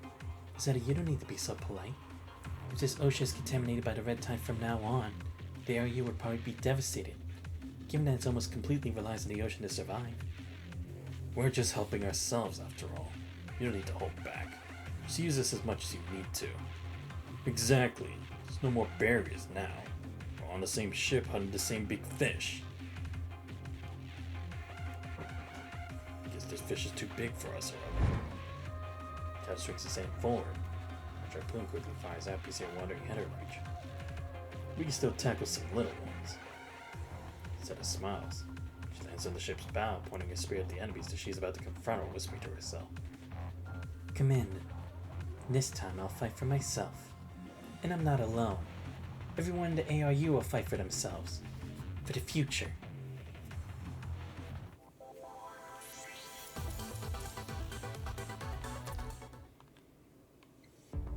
Alright, I can do one more. When we're together. The storm continues. This rainfall has reduced visibility at a minimum. But the most terrifying fact is that the number of hetero creatures is not reduced at all. They seem to be as endless as the rain and equally ruthless. No matter how many hetero creatures we've killed, the next wave always comes straight away. Are they really not afraid to die? How's the defense? Not much different. We can forget about taking back the defense positions. In fact, the red tide keeps approaching the coastline along with the rainfall and waves. The flanks have moved back almost 200 meters. This can hardly be maintained if the forces retreated from fervor. Only establishing a rush will not take long to be breached. What about you, Crow? The east side is not looking good. Kamui, I, and the Purifying Force can barely manage the Hedo creatures that broke through the Mega Weapon defense, but another Mega Weapon's failing. Captain, help me! I'm starting to freeze a few Hedo creatures opposed to the defense. Kamui immediately smashed them into fragments with his greatsword.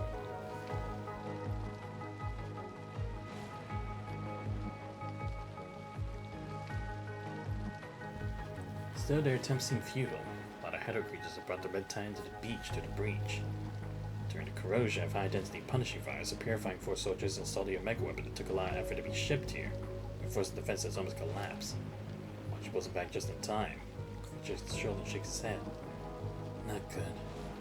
The infection is almost reaching the threshold. Need to fall back and give him first aid to contain the infection. Okay, Kamui. Take Wanchi's position for now. Got it. Remember, don't change the shooting parameters on my rifle. Go six packs his hair for better vision in the downpour. Back to turn. Sorry, Command. I think I don't need to tell you the situation. The Omega weapons are consumed way faster than we expected. We're still severely short-handed to set up defenses. Understood. Oi, Karenina. We still have a lot of Omega weapon reserves, right? Can we send them here in time? No bloody way thanks to stupid weather. Truck can't drive through a lot of sand. We have to manually send Omega weapons to the front line. We're severely short-handed. Drawn to gravity nearby, Karenina carries the container with more than 10 Omega weapons inside all by herself and runs to the front line. Still, your Omega weapons are being consumed way faster than they're supplied.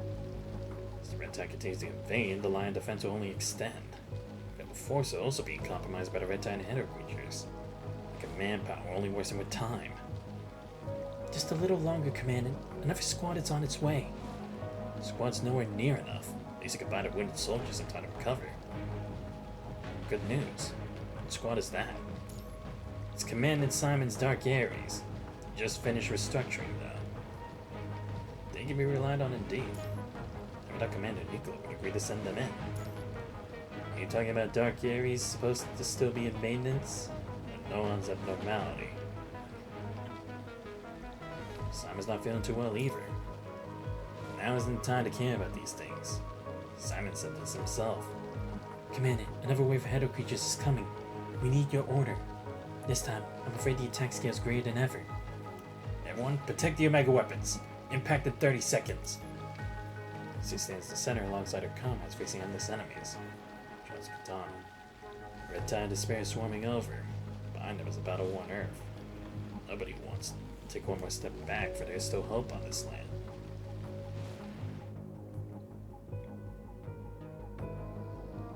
After escaping from Copperfield Aquarium, the survivors have returned to their camp. Barely over 10 people in this organization called Scarlet Revelation survived. They're lucky to be alive, but living in this world may just be another misfortune for them. Don't move. The refugee twitches in pain, almost causing Lillian's serum to drop. I'm sorry. He is taking away this refugee's sanity. His punishing virus infection has left festering wounds all over his body. Never frequent Cossack's leaning on the wall watching her apathetically. She now understand. Dark Ares' top priority is supposed to be helping the coastline. Commander Simon just makes them wait here. Don't waste serum on him. The infection is out of control. Even if we save him, we can't keep the limbs. Let's go. We have more urgent missions. But he's in pain. I can give him relief. Paul raises his hand. Swings the arm blade at dagger suddenly strikes at her from behind. She's able to react, immediately steps aside before it hits her. Good reflexes. Maintaining a defensive stance, Palmer looks up only to find a bold attacker to be the leader of the Forsaken. What's going on, Watanabe? Forsaken? No one. What on earth are you doing here? Watanabe, it's Captain Palmer, Dark Ares. A captain who kills refugees? There must must be some misunderstanding. Misunderstanding? How about you explain first why you're with the Forsaken? You believe me if I say it's just a coincidence? So you made us wait at the door for you to bump into him coincidentally? It was actually Lee's advice. Of course, Commander Nicola also gave his tacit consent. The Grave Commander knew the Forsaken would be coming to help and wanted us to meet him here. What? Lee? He asked you to meet the Forsaken? Yep, I knew Watanabe before I became a consort. Grey Raven just happened to know it too. But the Forsaken? Right now, I think more help is always appreciated. We had different beliefs, but our goals are the same. Captain Palma, can you pass that serum to me? Palma reluctantly tossed the serum to Noah. Watanabe hold the trembling old refugee together and give him the injection. Seeing this, Scholar Revelation's leader Grace walks over and bows to thank them. No matter what, I must thank you for doing this for your blessing got your way. God. Watanabe looks at the Gurkha knife in his hand. Never forget his friend Bruce who died in the church on a snowfield. Alright. God created humans, but also the punishing virus. Just a world that the foul trampled the resolve of the brave and ultimately destroyed the faith of the kind-hearted. The only endless suffering of mankind. Instead of believing the words of a god, I'd rather believe in the will of humans. Of course, it's just my personal habit. Habit? Do you really believe in that god? I believe in everything that we can rely and hope on, be it God, divination, or the red tide, or the person that can become our hope. You're so miserable. Scholar Revelation? You're not even fanatic believers. You may as well call yourself the Church of Anybody Help Me. Why didn't you fight for it earlier? Fight? Of course we want to fight. Look at our powerless hands. These bodies of flesh that cannot be turned to constructs. We were not chosen. All we could do was be crushed into pieces by those monsters. All we could do was keep running away. We were sick of being drenched in fear and hated our incapability. All those emotions that turn to a hatred that cannot be let out. This faith is the only thing we can rely on. But with the contamination of the ocean will reduce our living space even further. I'd rather bet this life that can be lost at any time on this opportunity to unleash our fury that originated from fear. Do your believers also think that way? No. Some are unable to understand, but I told them it was a test that he gave us. Besides, we have his promise. If this battle is a success, we can have our new future. Who is he? Must be no one. He always likes to use his hope to persuade others. No, not me. It was Watanabe. I'm but a consect in Babylonia with no right to make decisions. How can I make a promise about someone else's future? Fine, whatever, but... Commandant Simon, no one.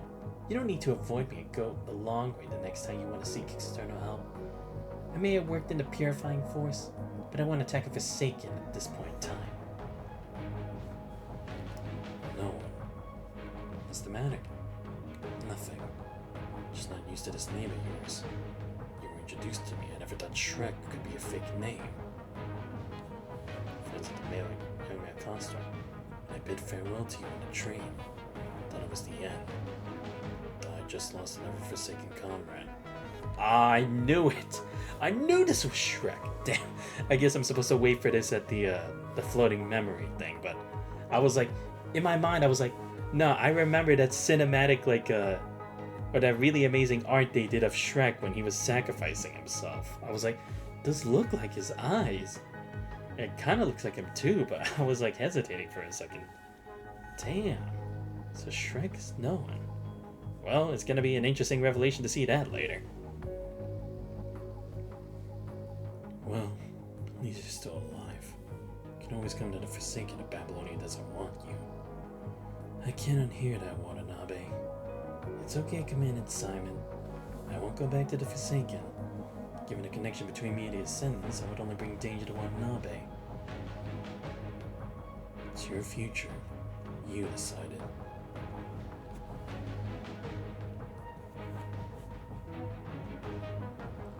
Should we just keep following Yato? What else can we do? My order is to observe dark areas and monitor their contact with the Forsaken. Observe? I thought we were watching over them. There's no need to send them to the surface just for that purpose. As long as there's nothing abnormal, we'll just follow them and join the battle. Our priority is to assist the combatants. Our Joe received the latest update on his terminal. What's the matter? Grey Raven just reported a large number of Header creatures attacking the defense. It's no time. Gotta go. Simon's probably got the message too. It's sent to all commandants. Of course he'll get it. See, they're already preparing to head out. Alright, let's go. The storm is coming.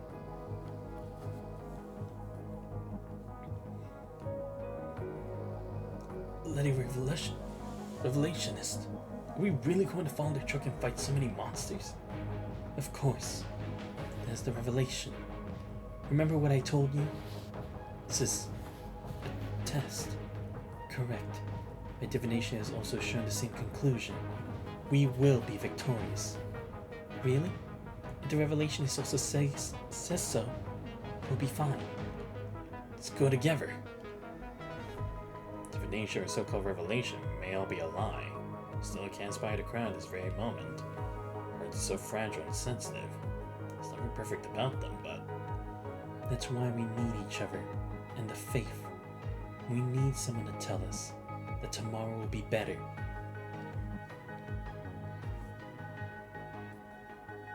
After the most fierce wave of Header creature attack, the coastline defense is once again in a stalemate. The only difference is that each wave of Header creatures slowly but surely eroding the humans' battle line. Thanks to support of Purifying Force, your Mega Weapon defense on the west side can be barely maintained. But the east side, where relatively weaker strength is on the brink of total collapse. The battle was meant to be a small defensive operation, but before anyone realized, turned into a large-scale trench warfare. We just totally exposed and lacks cover. Soldiers can only rely on your Mega Weapons in front to shield themselves. If the supplies cannot keep up with the consumption, all the effort will end up in vain. Commandant, only 30% of your Mega Weapon defense on the east side is operational. Strikeout plans to launch a quick assault with the less wounded soldiers of the Purifying Force. Hope we can take back the battle line. No. Abandon the east side. Fall back. Why, Commandant? If we do that... Crump pants on Conley's back, shakes his head. Stares at the battle-worn Purifying Force soldiers. Even if we take the line back, we may not make it out of here.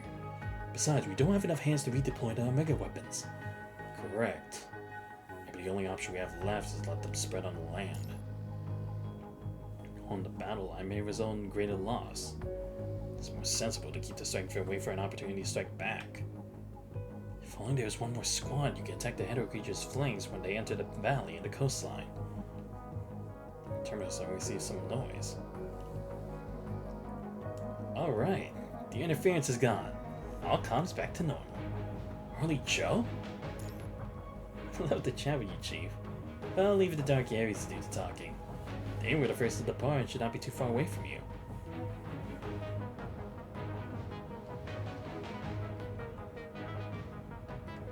Oh. Greetings, Commandant. We decided to come first. Commandant Simon was supposed to do the briefing, but he was a little car sick. Lillian's taking care of him. Hope it gets better. Apart from the 4 members of Dark Aries, there's Yata from Scarab and Commander Harley Joe from Woodcock. As well as 37 from his Forsaken, including Watanabe. A total of 43 combatants are moving to help with the coastline defense. The Red Tide is. Forsaken? Watanabe's here too? Great! Just in time. Not to Teddy. Was the tactical map and locates the coordinates of the east side's breach. Please move to the area between MN6 and MN8. Intercept the flank of Header creatures. Alright. Also, help Strikehawk to organize a counterattack if possible. No problem. Still, I need to remind you, based on calculation of my program, even with the extra dozens of combatants, your Mega Weapon defense won't sustain prolonged operation. We have more than that. Are there other helpers? Yes. No one looks behind himself at the horizon with little eagerness. The sky's full of dark clouds, but he knows it's also where the sun rises. They are here too. Following his vision, he looked back toward the end of the valley and leads to the coastline. the sunlight bordering the dark clouds, you see many moving figures.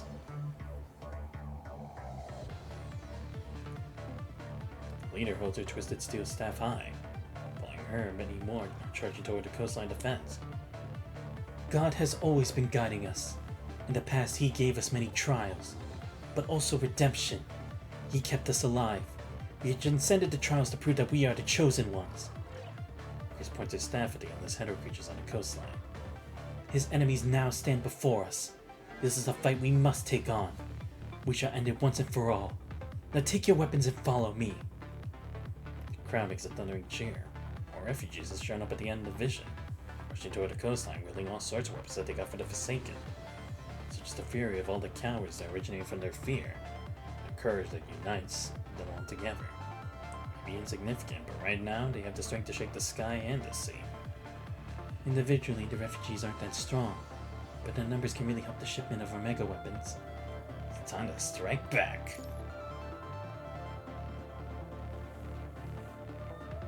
Right.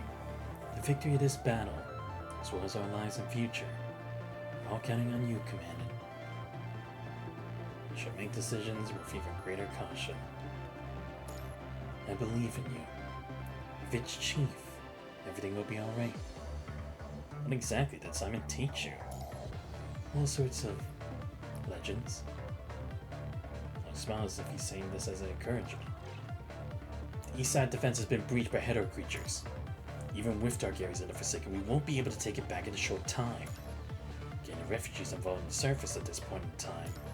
I'm afraid it will result in many casualties. I see. Is there any other way? Let me try. Rosetta, do you copy?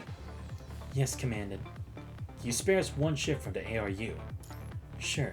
The storm has calmed a lot, so the pressure we're facing on the sea is significantly reduced. Wait a minute.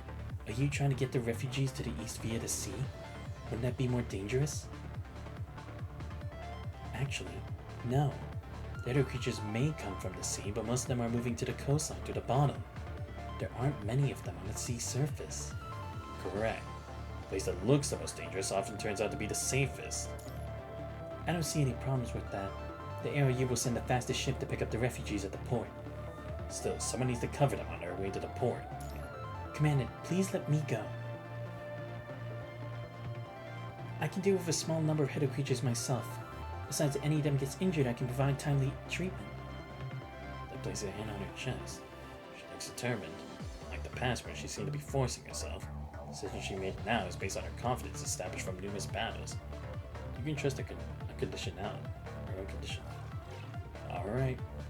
I'll leave it to you. All the best. Sure. I'll do my best. He smiles and salutes and quickly walks out of the command center. The biggest problem now is her. Giant humanoid continues to move closer. Slowly but surely. It's the shape of a female human, but also so many obvious traits of a hetero creature. No matter what, you can only maintain defense and hope that your mega weapon will work to stop her before the coastline.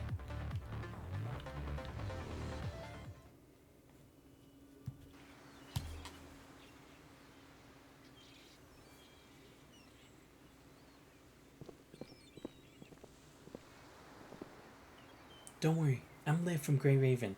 I'll escort you to the eastern positions. Thank you. We'll make ourselves useful. There may be battles on the way, but I'll protect you. Don't worry. Our belief is that everyone should protect themselves. Okay, but don't force yourself. Make sure to let me know if you get hurt.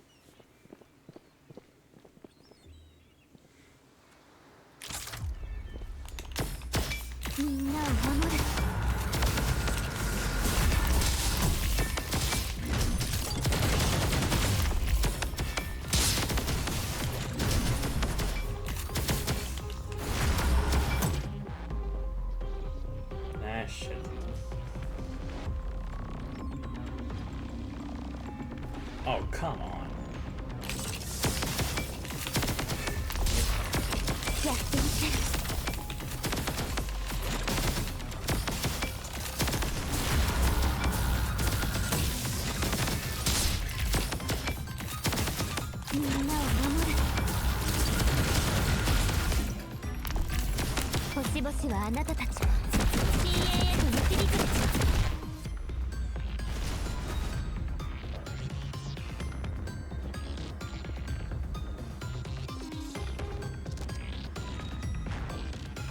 Ah, shit.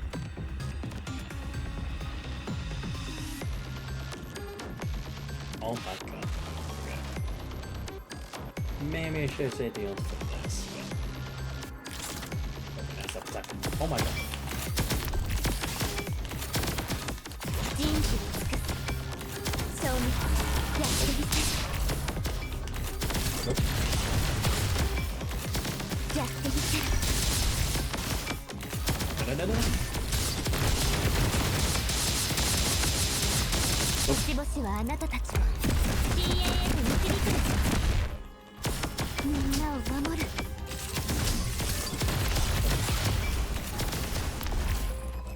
みんなを守るやってみせる There we go. Level 1 over again needs healing.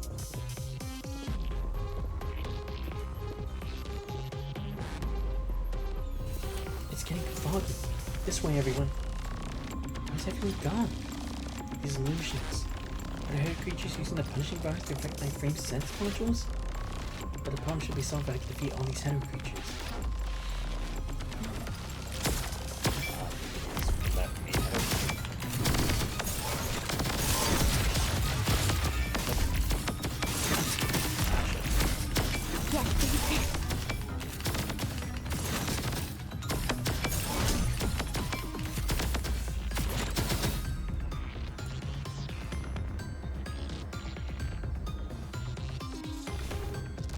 Good.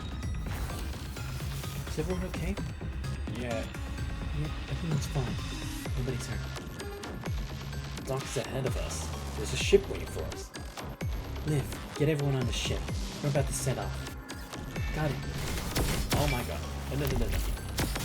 Bitch. 星々はあなたたちを CAA に導くの Damn, I missed the other guy. Trying to heal him too.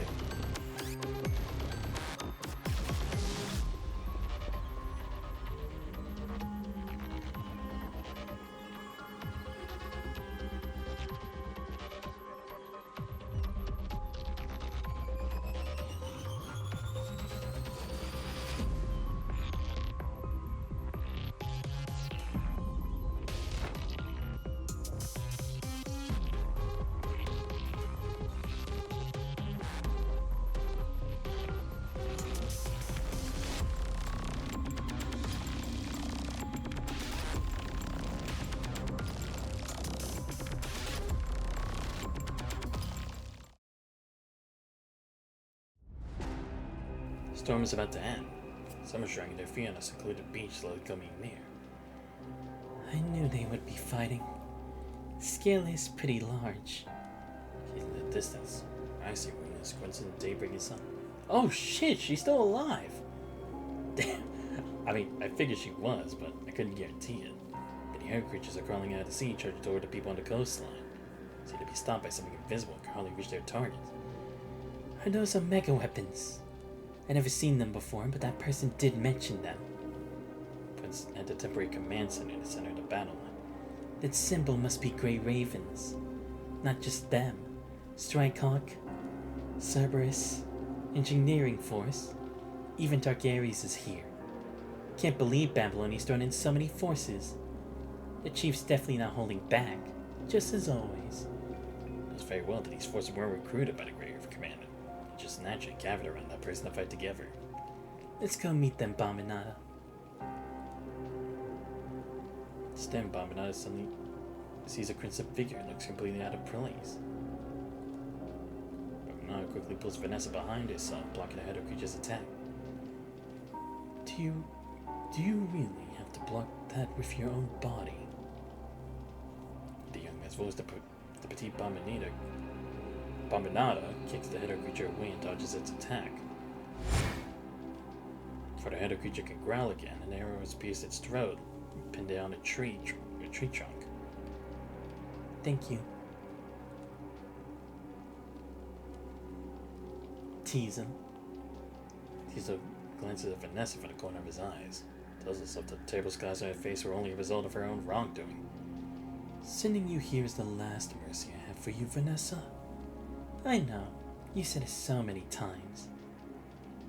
She smiles, but this time there's no sarcasm in her words. At least like grief. Alright. I've got to go. Wait. There is one last thing.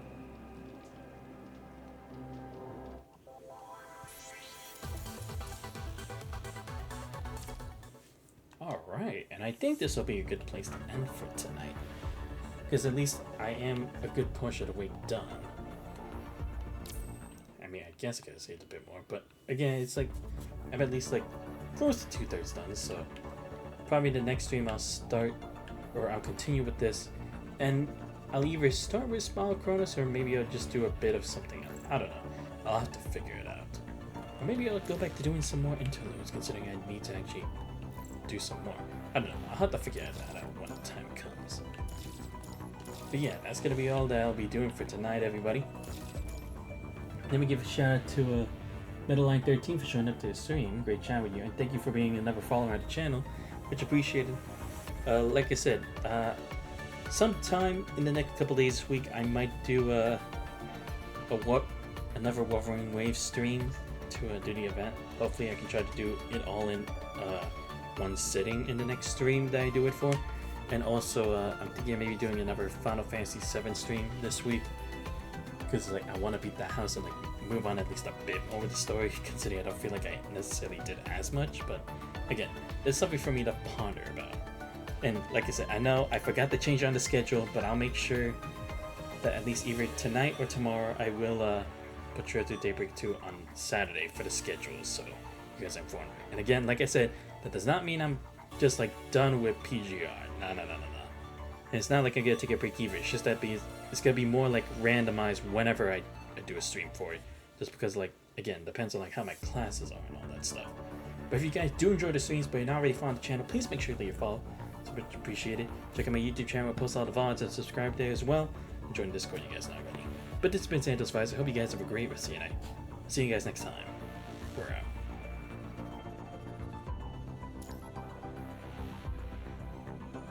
退屈ね。面白い話はないの？今聞きたいわ。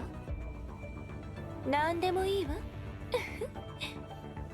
だって私はただあなたの困ってるところを見たいだけなの。